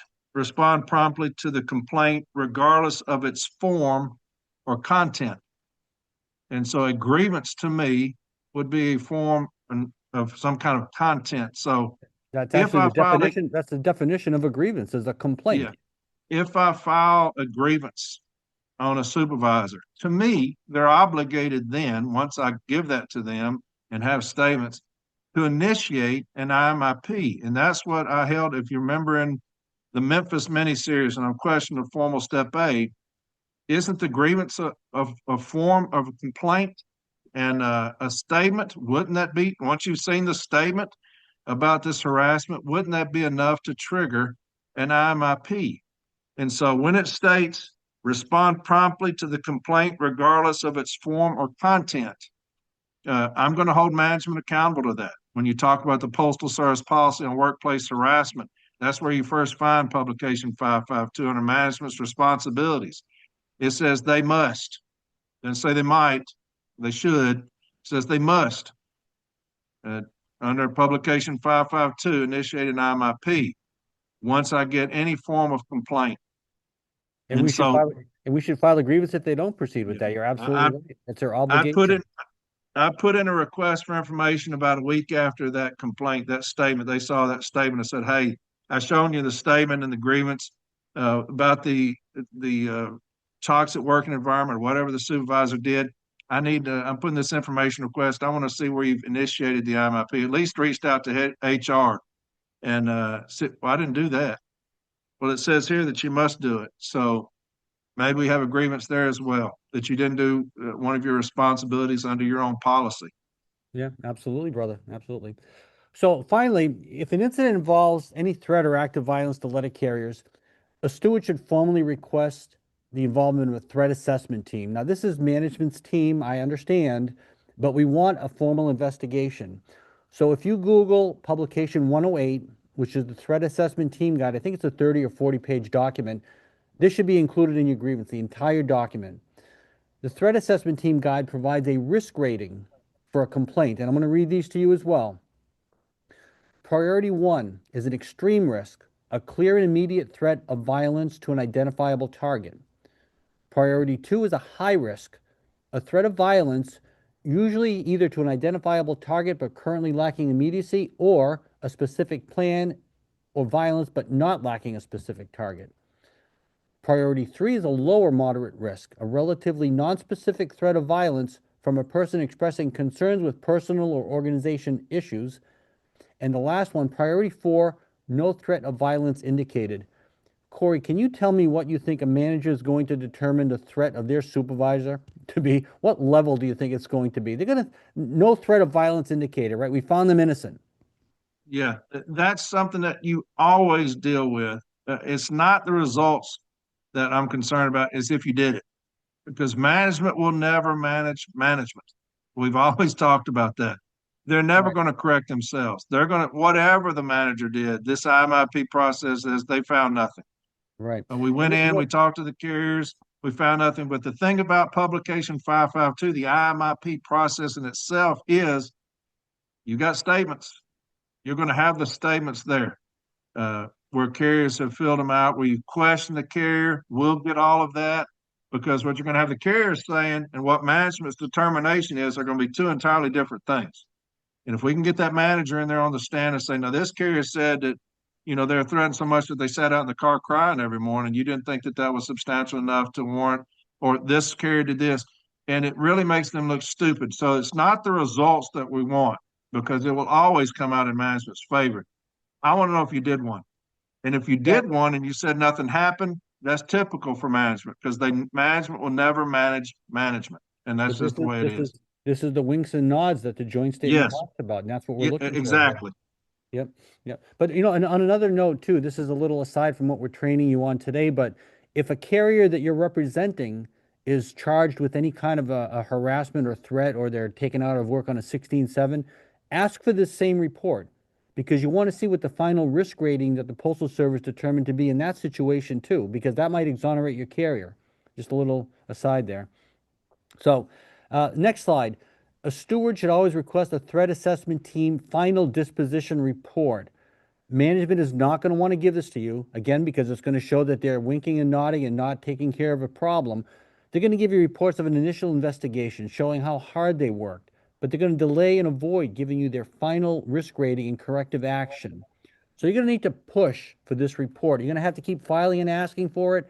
Make sure this is what they're giving you, the final disposition report. And if it's withheld, you're going to file a grievance on that. Now, this is the document that holds management accountable for their response to the threat, so it's very important to get that report. On our next slide, both the IMIP investigation, the threat assessment team reports, these are both entered into something called the Workplace Environment Tracking System, or WETS. So a steward should also request any records or reports from this system. Next slide, let's talk about some remedies. Let's get to the remedy part of our grievance. So we want every supervisor that harasses our letter carriers to be fired on the spot, right? I mean, that's in a perfect world, that's what should happen. But as Corey said earlier, arbitrators are going to weigh the level of violation when granting us a remedy. So we're going to take the same approach in our remedy as Corey suggested in our issue statement. We're going to put a lot on the table, as Corey would say, a buffet to choose from. We don't want exoneration, but we got to recognize that it's a rare and substantial violation that's going to result in direct discipline to a member of management. So remember, the joint statement said those whose unacceptable behavior continues will be removed from their position. So we want to build that brick wall. And if we have to do it one brick at a time, that's how we're going to do it. And this is why you don't let a small, what you consider a small violation, to go, because you can't build a case against a supervisor unless you have that first grievance on the hopper. So in your particular situation, if it rises to the level where a supervisor could be disciplined, if it's a severe action, or if you've got a built-up case of continued behavior, you want to include the removal of the supervisor in your remedy. So you're going to review prior arbitration decisions that we've listed after this training. They're going to give you some insight. We're going to group them up and show you how to use them. But remember, it's better to win a case, like I said, and put that brick in the wall that we're building, than to ask for only our absolute best remedy and end up with nothing at all. So when and if a grievance ends up in the hands of an NALC advocate to argue at a hearing, they're going to stress which remedies are most appropriate for the offense. And that's where our final disposition of our grievance is going to end up at. So remedies, like Corey said, like I've said, we've told you a bunch of times, reiterate the snow award. Management is also held accountable to the joint statement. That's very important. That's the one thing that they're going to argue, that you can't touch us. And we're going to say you're wrong. The arbitrator Snow in a national award said that you are held liable just as well as carriers. Verbal remedies or apologies, not acceptable. I don't want you to say you're sorry if you hurt one of our carriers. I don't want to hear about it. I don't want your cup of coffee, your donuts on the workroom floor.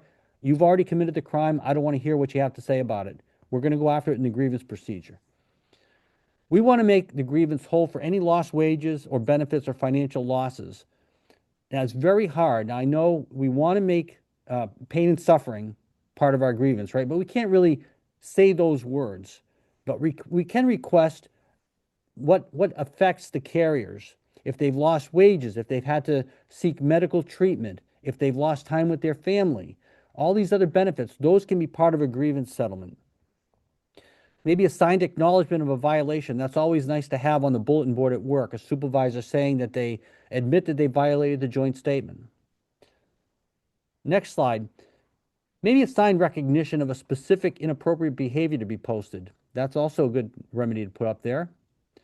Anger management training. Now, here's a very important. Don't let the Postal Service send their supervisors to their own internal anger management training, because it doesn't exist. They're going to put them in a room with a computer screen running while the supervisor's drinking coffee on their phone. That's not what we want.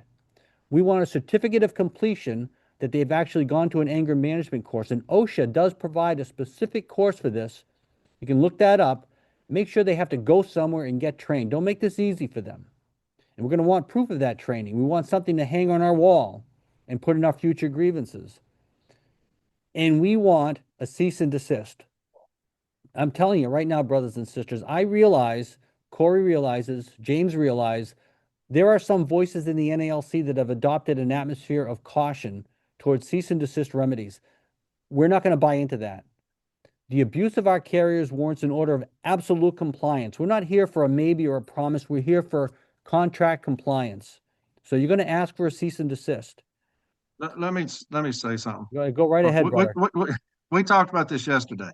We did. When you talk about, if somebody comes up to you, Paul, manager or something, and they berate you in your case about not making a 22-minute load time, not making an hour office time, and they're berating you in front of your peers, and we file a grievance under 115.4, nothing pisses me off more than to get a decision back saying both parties are reminded of their obligation to maintain a mutual respect atmosphere.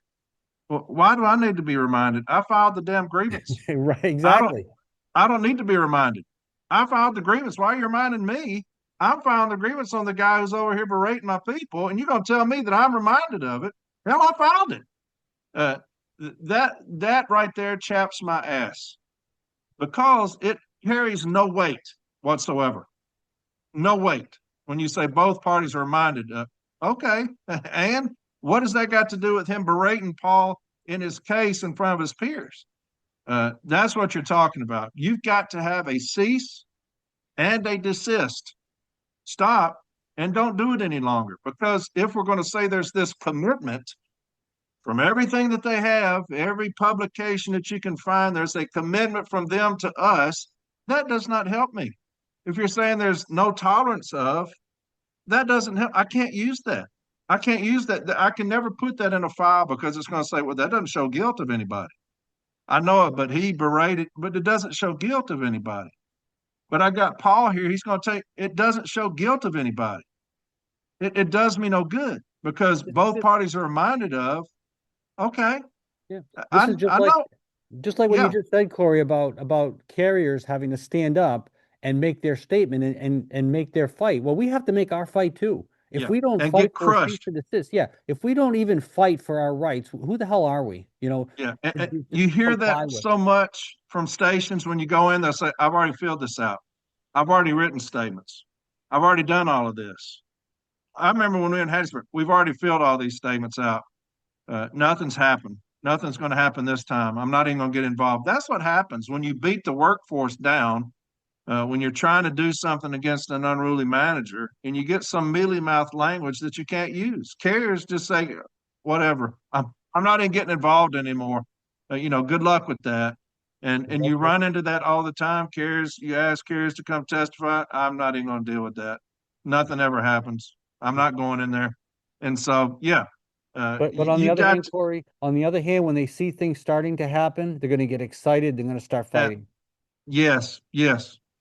Go So, ahead. all right. So Sorry. going on here, a blanket posted statement by management that they will comply with the JSOV is garbage. We don't need that standing alone. They're supposed to already be complying with the JSOV, just like Corey said. An agreement that you're going to do what you're supposed to do is nothing to us. You already knew it. We're going to file our grievance. We're going to get a solid remedy. A supervisor's name be removed from all duties managing letter carriers. If we can support this level of remedy, Corey's got 6 or 7 of these that you've won, right, brother? Yeah, we've been successful. I think we've had the great fortune of relieving 6 or 7 managers from their responsibilities to supervise city letter carriers, and so that's a good thing. Yeah, and it's their They good need to fortune be as well. It's their good they need to fortune as be well. I hope they're yeah enjoying their careers at McDonald's. yeah cleaning toilets or something. That's what they're good for. Right, right. So, and all remedies must be citable with specific language in the remedy stating such.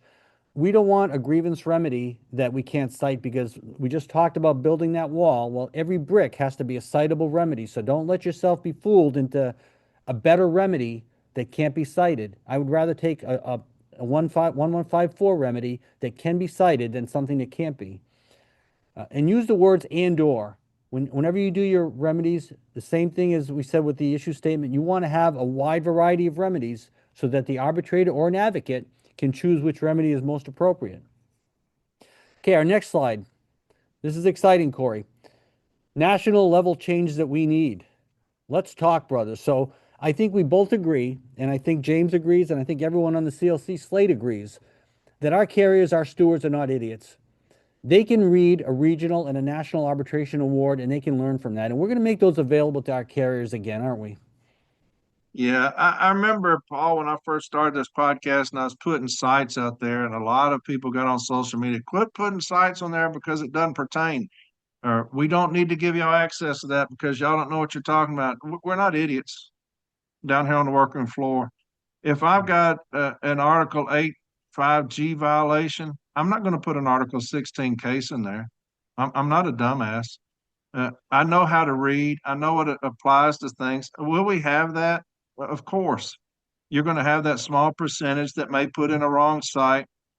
One of the greatest tools I ever had in learning, and I say this all the time, is reading arbitration decisions. I've read thousands upon thousands. Hell, I've read thousands just doing this podcast, getting ready for episodes.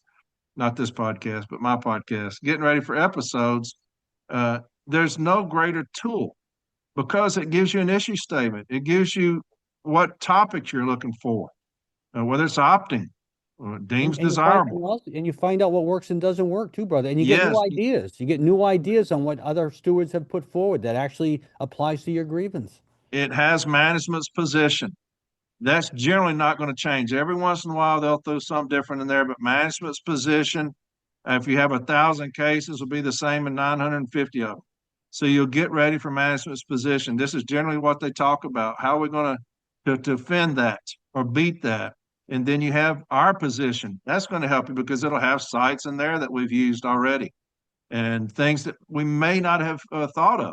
And then the arbitrator's decision, whether good or bad. Why did he rule against us? Was it just a bad decision or did we really miss something?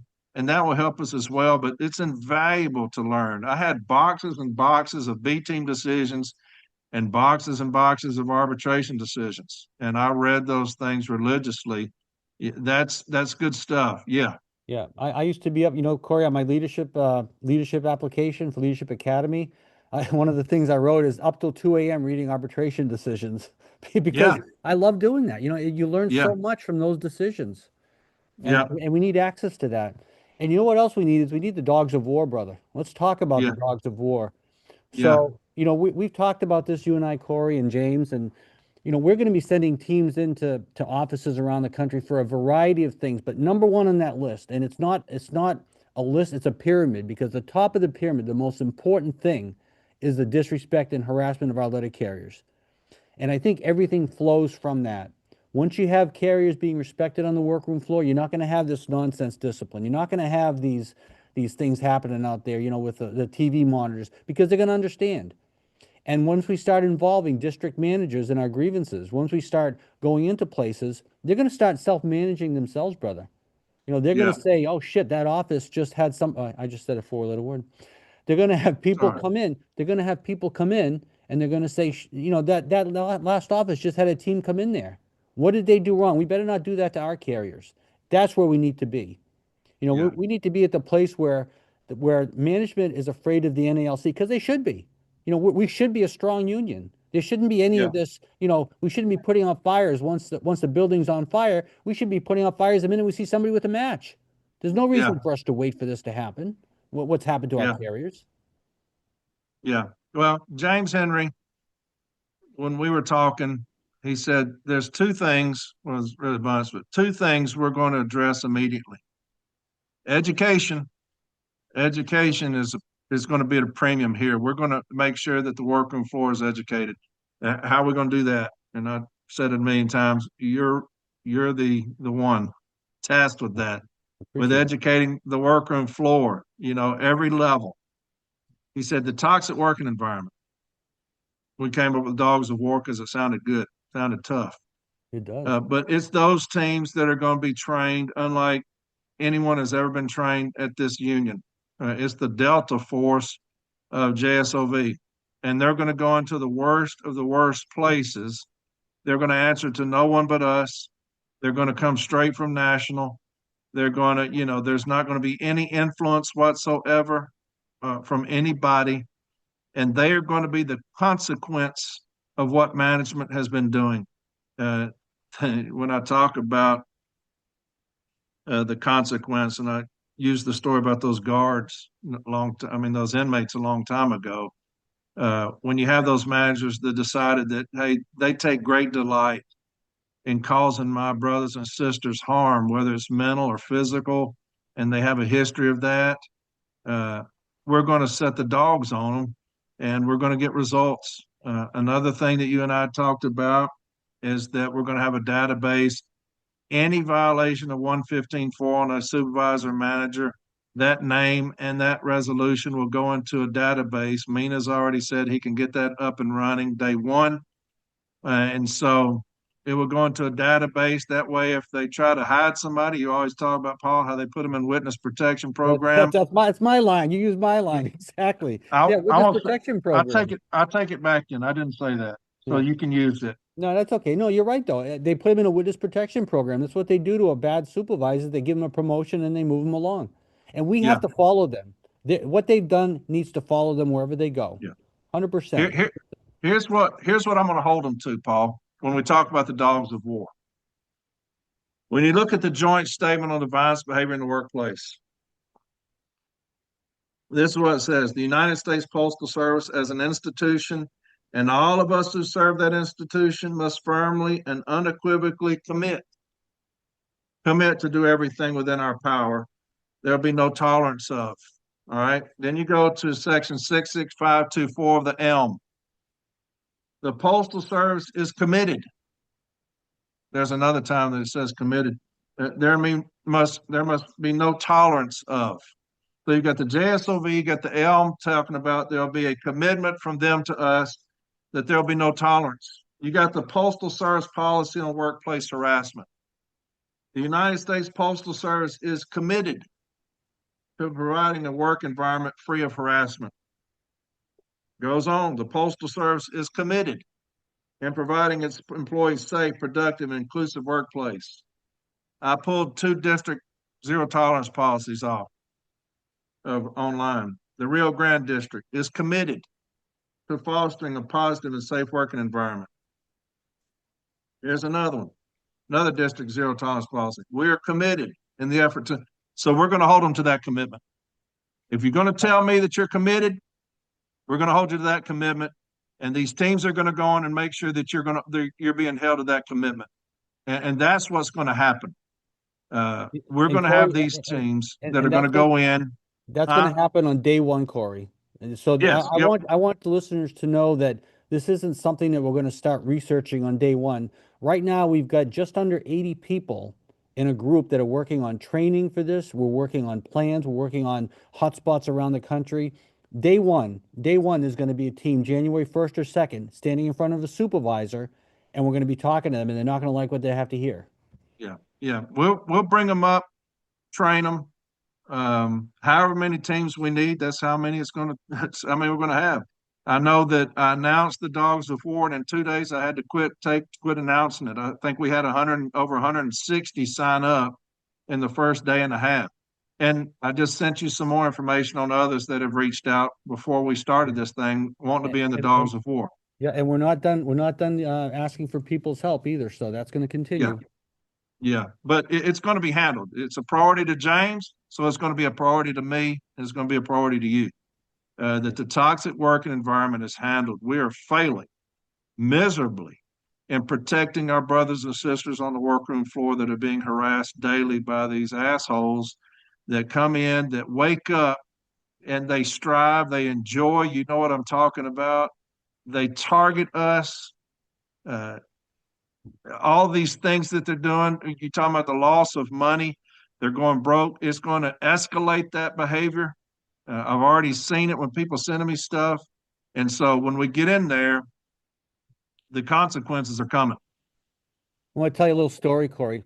I had a new steward that I brought on in my office, and he was being brought in for an II, and it was bullshit, of course, right? And I said, we both know that this is garbage, but what I'm going to do is I'm going to make this supervisor cry. And I said, I want you to see how I do that. And I brought him in there, and this supervisor, every time she asked him a question, I said, yeah, but what you're really trying to say is that you don't like this carrier. No, no, no. But what you're really trying to say is that you don't like what. And before, Corey, this supervisor was sobbing, the eyes were filled up, and I let her down easy. I said, okay, so what we're going to do now, and I moved on. And during that I looked at that steward and I said, do you see what I just did right there? So this is what we're going to do. I can't wait for the day, Corey, when I'm calling you and saying I made another one cry, because we're going to break them. We're going to break them and they're going to stop harassing our carriers. I'm telling you. I'm excited about it. Yep. But all right, let's talk about some resources on our next slide. So we've got a bunch of arbitration decisions here. We've grouped them into some categories for you. So the bottom three bullet points here, you'll see that there's egregious and substantial remedies. So those are some arbitrations where the supervisor did something extreme and we were able to ask for a large remedy at the very beginning. The next bullet point, which is the second from the bottom, is patterns of abuse. So, we talked about the joint statement where unacceptable behavior continues. These cited arbitrations, these are all going to support your case. Now, again, if these are regional cases, and most of them are, you're going to say that they're there for persuasive value to show how other arbitrators have already ruled on the issues. You get a couple of ADA arbitration episodes there that Corey mentioned, episodes 36 through 39. And if you go back to the top, we've got some of the other sites that we have: improper use of DOIS grievances, denial of Article 14s, denial of info, court decisions, and on the right box, you've got some online sites: EEO, USERA, MSPB, if you have some military background and they're harassing you, OIG. So the OIG might help us. I mean, it's always something we have to report to. And of course, the whistleblower, the OSHA whistleblower division. So that's what we have for you. I'd like to conclude with a little something here for you. If there's one thing you should take from you with this training, it's that there's no such thing as a little harassment or minor abuse. Every single attack on our letter carriers must be addressed. And the manager that does these things to our brothers and sisters, just like Corey said, they should be treated like career criminals. There's no relocation, there's no bail, there's no parole, there's no apology accepted. I was having a bad day, I'll buy the carriers a bunch of donuts, let's just get through this. No. As a steward, you have a job to do. This union's going to have your back 100% in defending our brothers and sisters. But we have to fight. So I think we're going to take a few questions next. And one of the questions actually goes along with what I just said here. I'm going to bounce around, Corey, but one of the questions here is, what if a steward can't get out of management's pocket and take care of what needs to be done? Yeah, That's a question. We hear that a lot, and unfortunately, there are stewards out there who don't have, I don't want to say the fight in them. They might have gone astray. You know, yeah, they've forgotten what their goal is, and that's kind of what Corey and I and James and Kamitra are going to do. We're gonna teach them again that they need to represent their carriers. So if we get reports of this, we're going to investigate it, and we're going to make sure that stewards are doing their jobs. yeah. Well, Paul's going to work hand in hand with every business agent and whoever the director of health and safety is going to be. He's going to work hand in hand with those individuals. Okay. When we talk about these teams going in. And so the dogs of war will have certified those individuals that will go on that workroom floor in lieu of the regular steward. That does not mean that the regular steward's not doing their job or that they're not. We're going to remove all of that so that there is no influence one way or the other, so that they're not worried about intimidation or retaliation. We're going to remove that. Like I said, they're going to answer to us and us alone. They're not going to answer to anybody else, any branch president or business agent. They're going to answer to Paul. And so that's how it's going to be. If you have a steward that you feel is not doing his best or her best, it's the chain of command. You got to go to the branch president. If they're not willing to help or intervene, you go to the business agent. Unfortunately, you got a lot of business agents that don't know their ass from a hole in the ground. And so we have several that are going to be on the slate that are going to replace those already. And so, yeah, there has to be some kind of accountability through the chain of command. When there's not, you have what you have now. But There's, Corey, I think too that a big part of this is that stewards just don't have the education. If you don't know how to file a grievance, you sit down with management and you make some deals that maybe you shouldn't make. We need to yeah, teach stewards how to file a grievance. that's coming. Yeah, sometimes it's just the education that they're lacking, Yeah, and they're trying to settle things the best that they can, and they've gone down the wrong road. So yeah, we're gonna fix and that. that's coming. That's coming. Yeah, Yeah. Here's another question. What do we do when the Formal A won't forward the cases to Step B for repeated violations? same thing. Same thing, same thing. Go through your chain of command. Uh, Formal A settlements. I mean, you might get some Formal A settlements, but you're going to have to write down that they're precedent setting, because they can be, if you write it in the decision. We need Yeah, the bricks in the wall. We don't need a settlement that's not going to help our carriers. So if you're yeah. going to settle at Formal A, make sure that you write something that is precedent setting, and you're going to have it citable. Let's see, here's another. Um, can we grieve the same event using separate grievances? For the JSOV, yes. So we always argue this in management, Corey, that if a carrier is disciplined for attendance, right, they get a letter of warning, you can't mention it again in the 7-day suspension, because they've already had the chance to correct themselves, right? Hmm. But you're going to mention the Hmm. prior discipline. Hmm. So what we're going to do is we're going to discipline our supervisors, in effect, when we have a grievance settlement, and we're going to cite that grievance settlement. So yeah, their previous behavior is going to be on the table. I would say, wouldn't you Yep. agree? Well, read that again. So the Did they question say was, the same incident? can we grieve the same event using a separate grievance letter? So the way I'm taking that is, The same event, if oh, it's I see. For two different grievances, like filing for not providing a 3996 is both a failure to provide and a JSOV. Yeah, you can file two grievances for the same event if you have different issues. Sure. yeah, yeah, you have to make sure that issues spells out completely what you're talking about, Right. So so that when you you can get you in can there, also have an issue statement that addresses two violations too. So you could have one yeah, grievance with two violations, or separate issue statements and different grievances if you'd like. yeah. Are non-stewards Paul able and to? Corey. Yep. Paul and Corey. Sure. Can you hear me all right? Oh yeah. This is James, and you got to forgive me because I'm here at work. Like I said, I'm in travel, so I don't know if this had came up, but one of the things that I wanted to point out with regarding the filing and the processing of these JSOV grievances, something that was seen very small, but is very significant, in particular if we go to arbitration and we want to drag the net with regards to the managers and the individuals that are involved. One, regarding the incident date, you want to make sure that you file the incident date, whatever it you are alleging it is, and ongoing.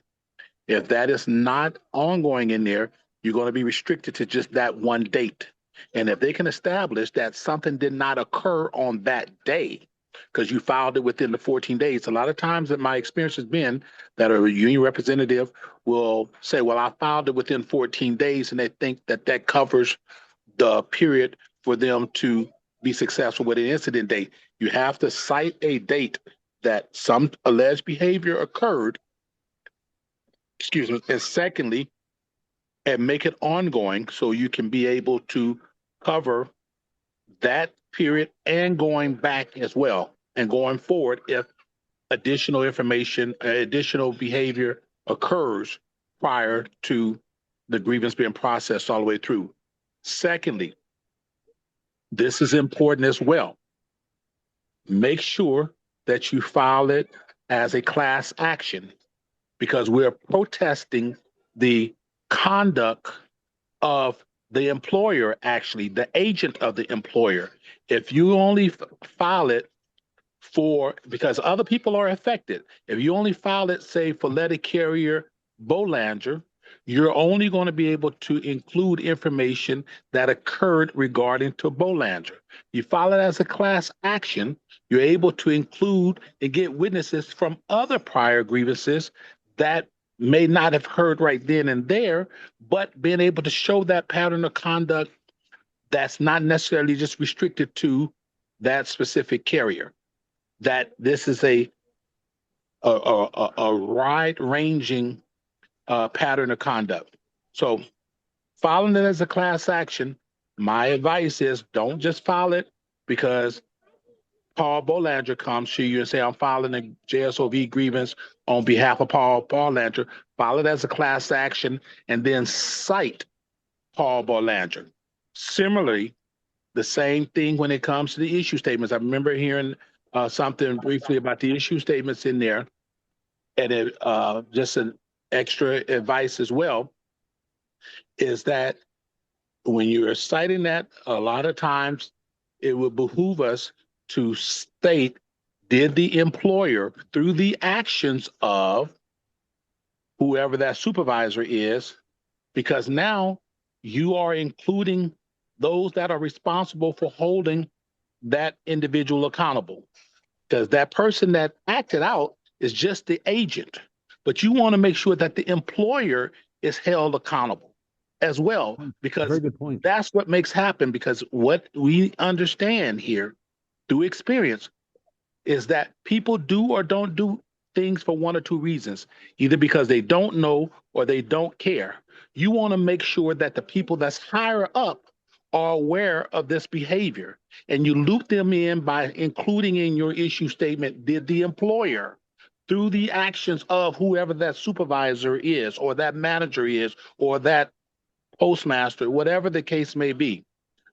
Those are just three things that, if you covered it already, forgive me, but I do want to point out, file these grievances as class action so we can include everybody's issues and we can show that this is not an isolated incident, and then also make sure that your incident date has ongoing in it so you can include other issues or other occurrences as that grievance is being processed. Great Yeah, point, James. Great that's point. something that James and Paul and I talked about, going back to the dogs of war, is that we're going after district managers. And so when you talk about the employer, the agent, whatever, we're going after district managers because they've been complacent. They've not done what they're supposed to do. The district manager is up here. Everybody in the district is down here below them. So they're over everyone in the district.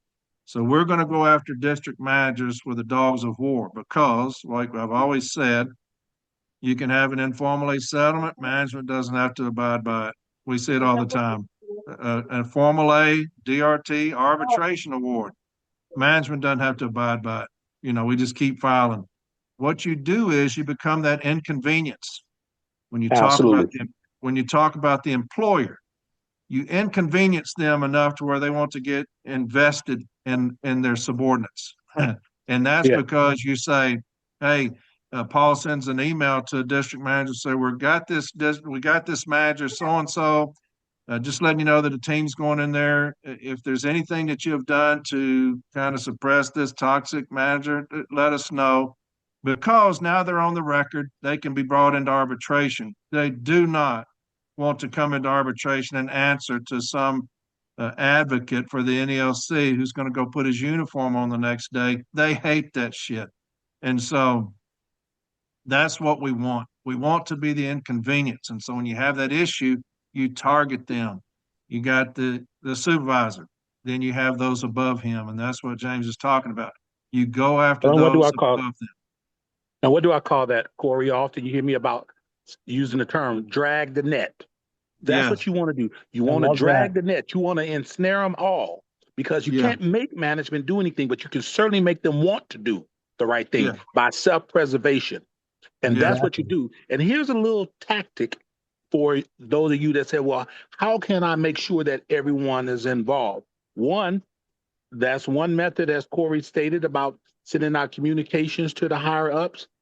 And then also contractually, they can avoid this. Contractually, our collective bargaining agreement requires and provides an obligation and a right for the parties to have a labor management meeting. Make that part of your agenda. Management's behavior or misbehaving, and you include that on your agenda. First of all, when you have this going on, in addition to filing a grievance, in addition to filing that 1767, because that 1767 comes in three parts. One of those parts goes to the district safety manager. It says it right on there. They That's a can't great point. avoid it.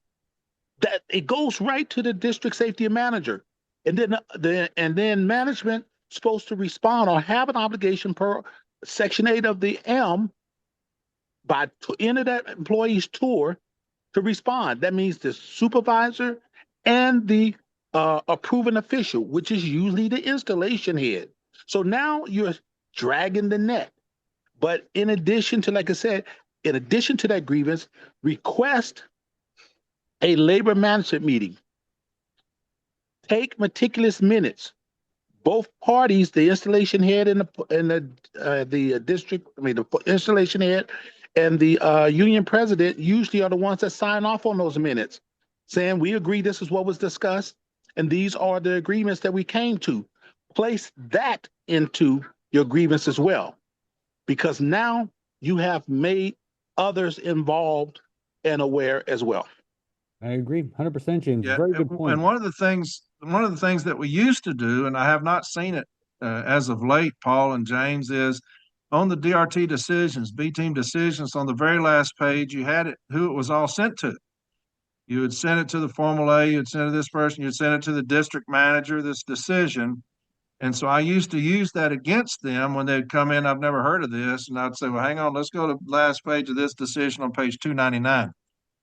You are the district manager, right? Yes. So you did get a copy of this. You just chose not to read it, or you chose not to get involved. And so that's another thing I'd like to see come back is put down who it went to, because they can't say, I never saw this. Well, yeah, you did. It's right here. You chose not to read it. But yeah, it did go to you, because I've got here, it was courtesy copied to you on the back of this DRT decision. I don't think they do that anymore. But like you say, James, when you're casting that net, I want everybody. I don't want just the floor supervisor. I want all of them. And when we talk about the dogs of war, we're going after all of them. And because I want it stopped, James wants it stopped. And so how you do that is you go after all of them. And you put in a team that doesn't care about anything, and they answer to nobody. And that's what you do. And there's a case that I did, a JSOV case out of Redondo Beach, California, maybe 10, 12 years ago. And Monat was the arbitrator.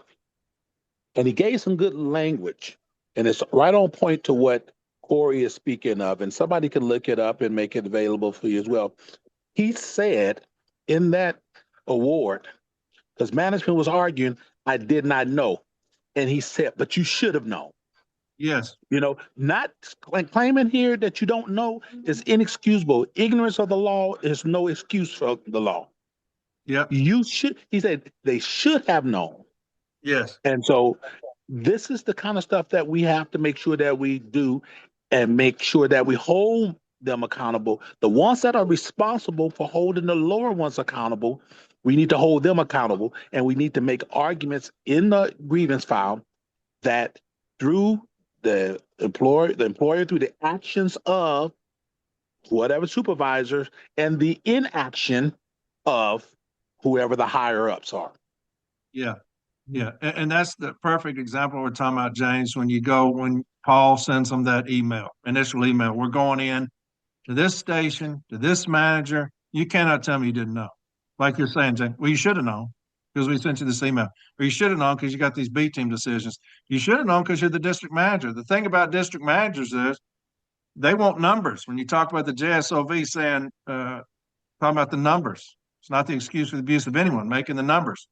They're about making numbers. You got to be that inconvenience to where the numbers don't matter anymore because their ass is getting dragged into arbitration. You got to be president over numbers. The city letter carriers have got to quit being numbers to these people. And you do that by dragging them through the mud. And that's what we're going to do. But that's a perfect example of what James is talking about. You should have known. And we'll make that case. You did know because we put you on notice. You can't make that excuse in here. And why didn't you do anything about it? Yeah, and Corey, these district managers, they've got a list of things that they need to do every day. We need to get on that list. We need to be on the top of that list. We need to deal with the NALC and make sure that these carrier complaints are addressed. We need to be on the list. It's coming. It's coming. It's coming. Another question here, Corey. Are non-stewards able to interview witnesses?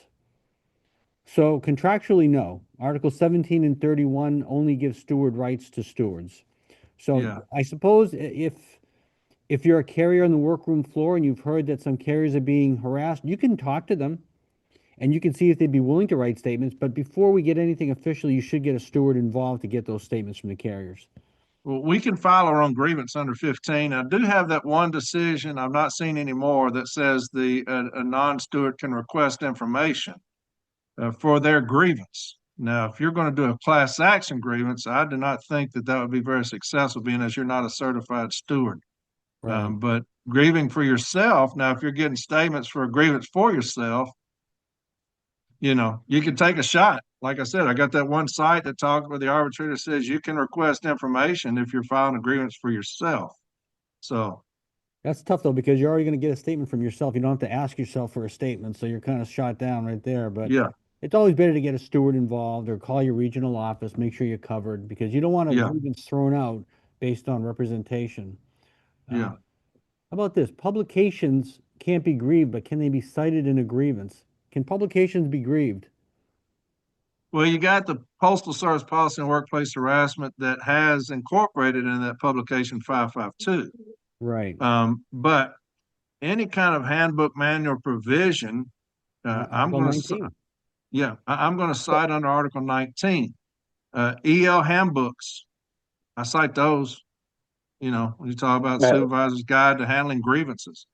But you can obviously cite those in your contentions. If you're not going to make it an issue, you can put them in your contentions, and there's nothing wrong with that. Absolutely. I think Article 19 does provide that bridge to you, I believe. Okay, James. I want to address one question that I've seen pop up here in the chat was about if someone doesn't want to give a grievance give a statement for something that has happened, they ask, can they write a statement and grieve it? Yes. Well, I would think that ideally, in every single instance, even if the person was not the target of management's actions or it happened to them directly, indirectly, we would want witness statements explaining as to how that behavior made you feel. All right. how it created a hostile work environment for you. For example, if there was someone, if management was standing there cursing another carrier out or grabbed them, did that make you feel afraid? Did that make you uh, feel uncomfortable about working in that environment? So if someone is reluctant in giving a statement, collectively, we can obtain statements and or get or interview other carriers, clerks, or whoever that witnessed or was in earshot of something, and they can explain how that is, in fact, in their statement, created a hostile work environment for them. And we can then proceed as well. That's not the most ideal situation, but it's certain in any instance.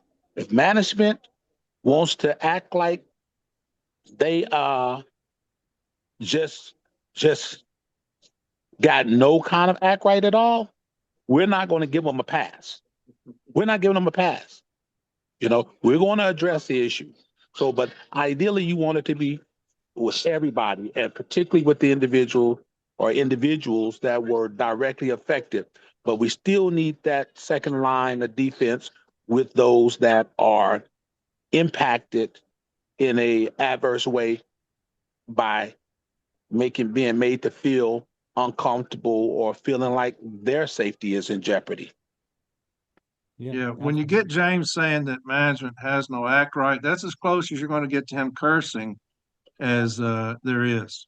When he says you ain't got no act right, that's James actually cursing, and so that's that's as close as you're going to get. That's as close as you're going to get from I think I've heard him yell out biscuits one time. him. So here's another question, Corey. So when a postmaster is the one that harassed the carrier, who should you submit the victim statement to and file a grievance through? Say that again. If the postmaster is the one that harassed the carrier, if there's nobody in the office that you can go above to file a grievance, how would you proceed with a grievance in that case? You don't have a supervisor? You file it with the supervisor, right?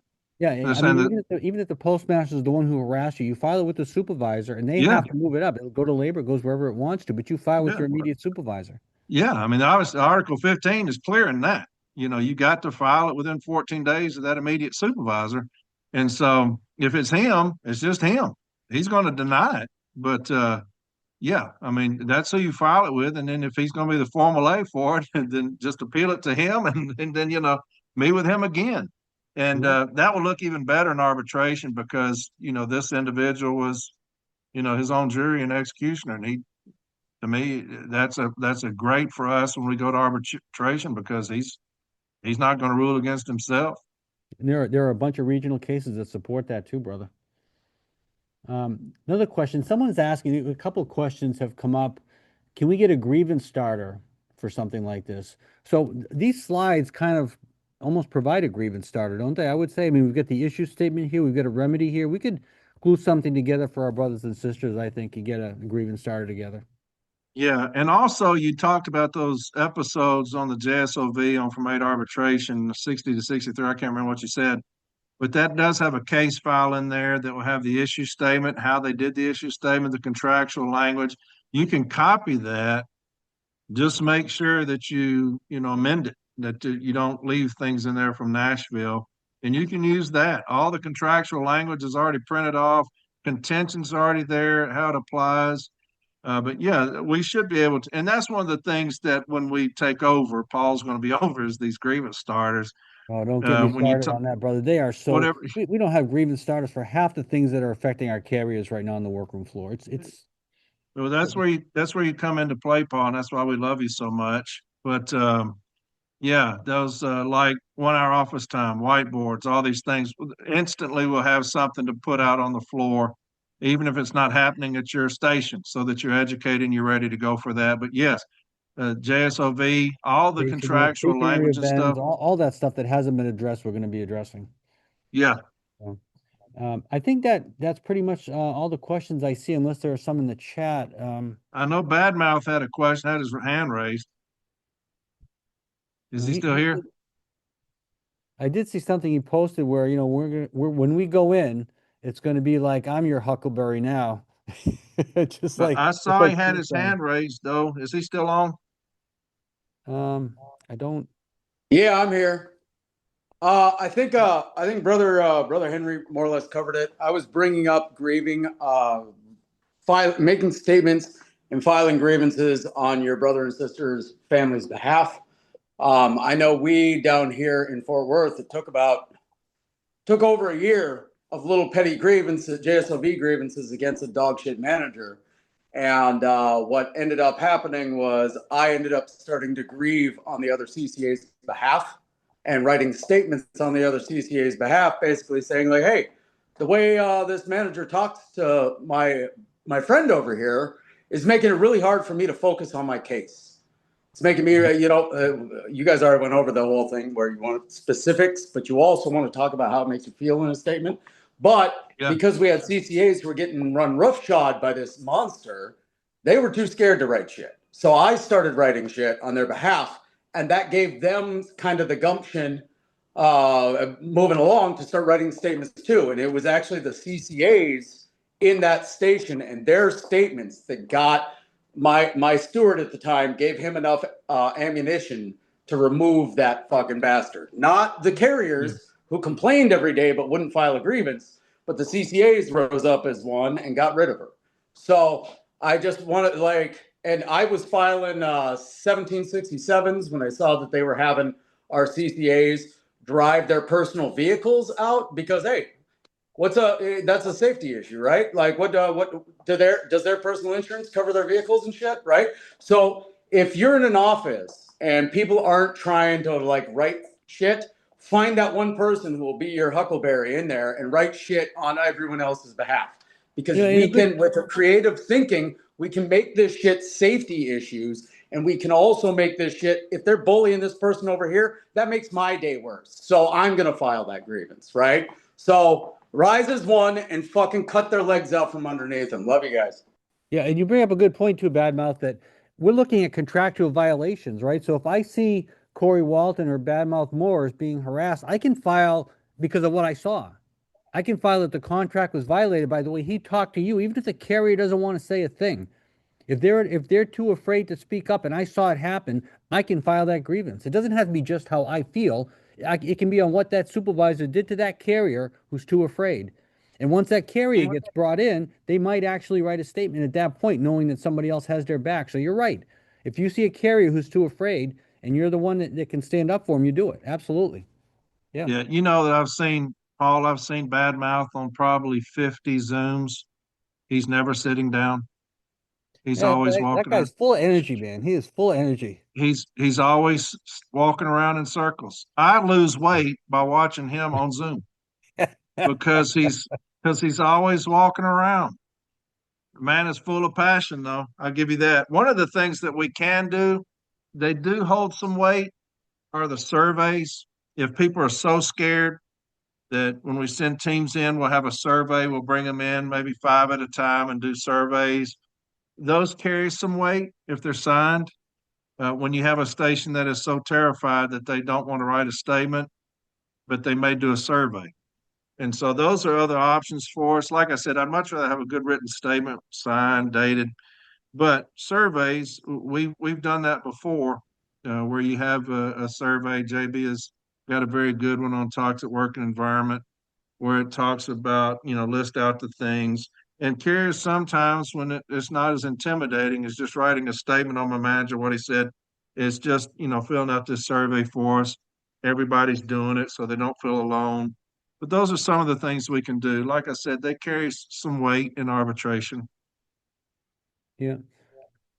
So Chris Jackson just piped in here and he said he wanted to let the parties know that an EEO is part of their grievance settlement. So you can actually, through the JCAM, include an EEO into dual filing. So I'm not sure if there was a question asked that I missed about EEOs. Yeah, there was.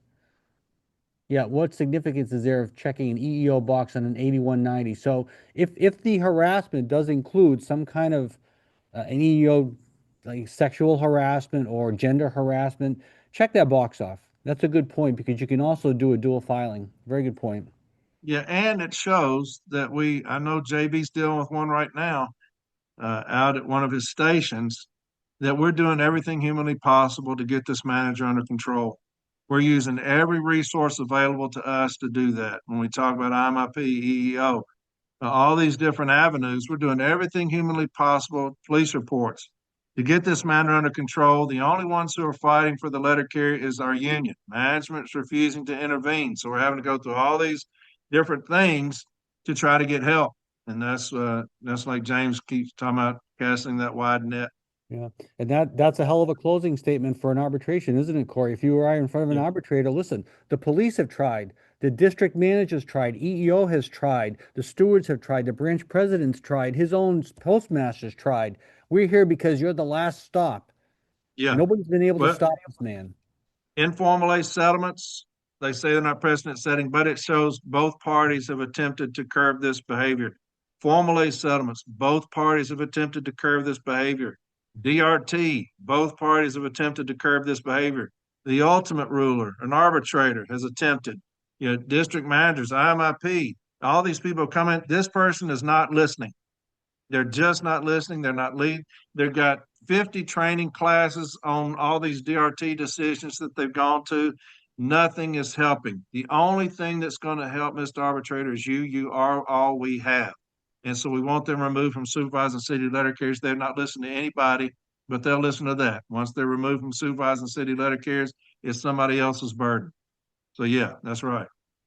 I think that wraps up our questions, Corey. We just hit the 2-hour mark. So I want to thank everybody for joining us. I want to hand this over for James to close us up for the training. But I want to thank you all, especially on a Sunday, for taking your time to learn with Corey and I and James. And we're going to keep doing this for you. But there's nothing more important than protecting our carriers on the workroom floor, and that's what we need to do. So I hope you picked up something here. This is all going to be available material for you. And we are really happy to be here with you today. James, what do you got for us, brother? Is James here? He said he was traveling. No, he might be gone. And I guess it's you and me, Corey. All right. So Corey and I would like to thank you, brothers and sisters. And I guess we're going to wrap this up and say that we will see you next time for our next training. But please remember to click share and follow the CLC if you've approved of this training. We're trying our best to get out there and help our brothers and sisters, but we need you to have our backs. So we can't do anything unless we get voted in 2027. So we need you to make this happen for us and for you. So with that, I want to thank you all, and I want you to have a great Sunday afternoon. Go out and have a dinner. You earned it.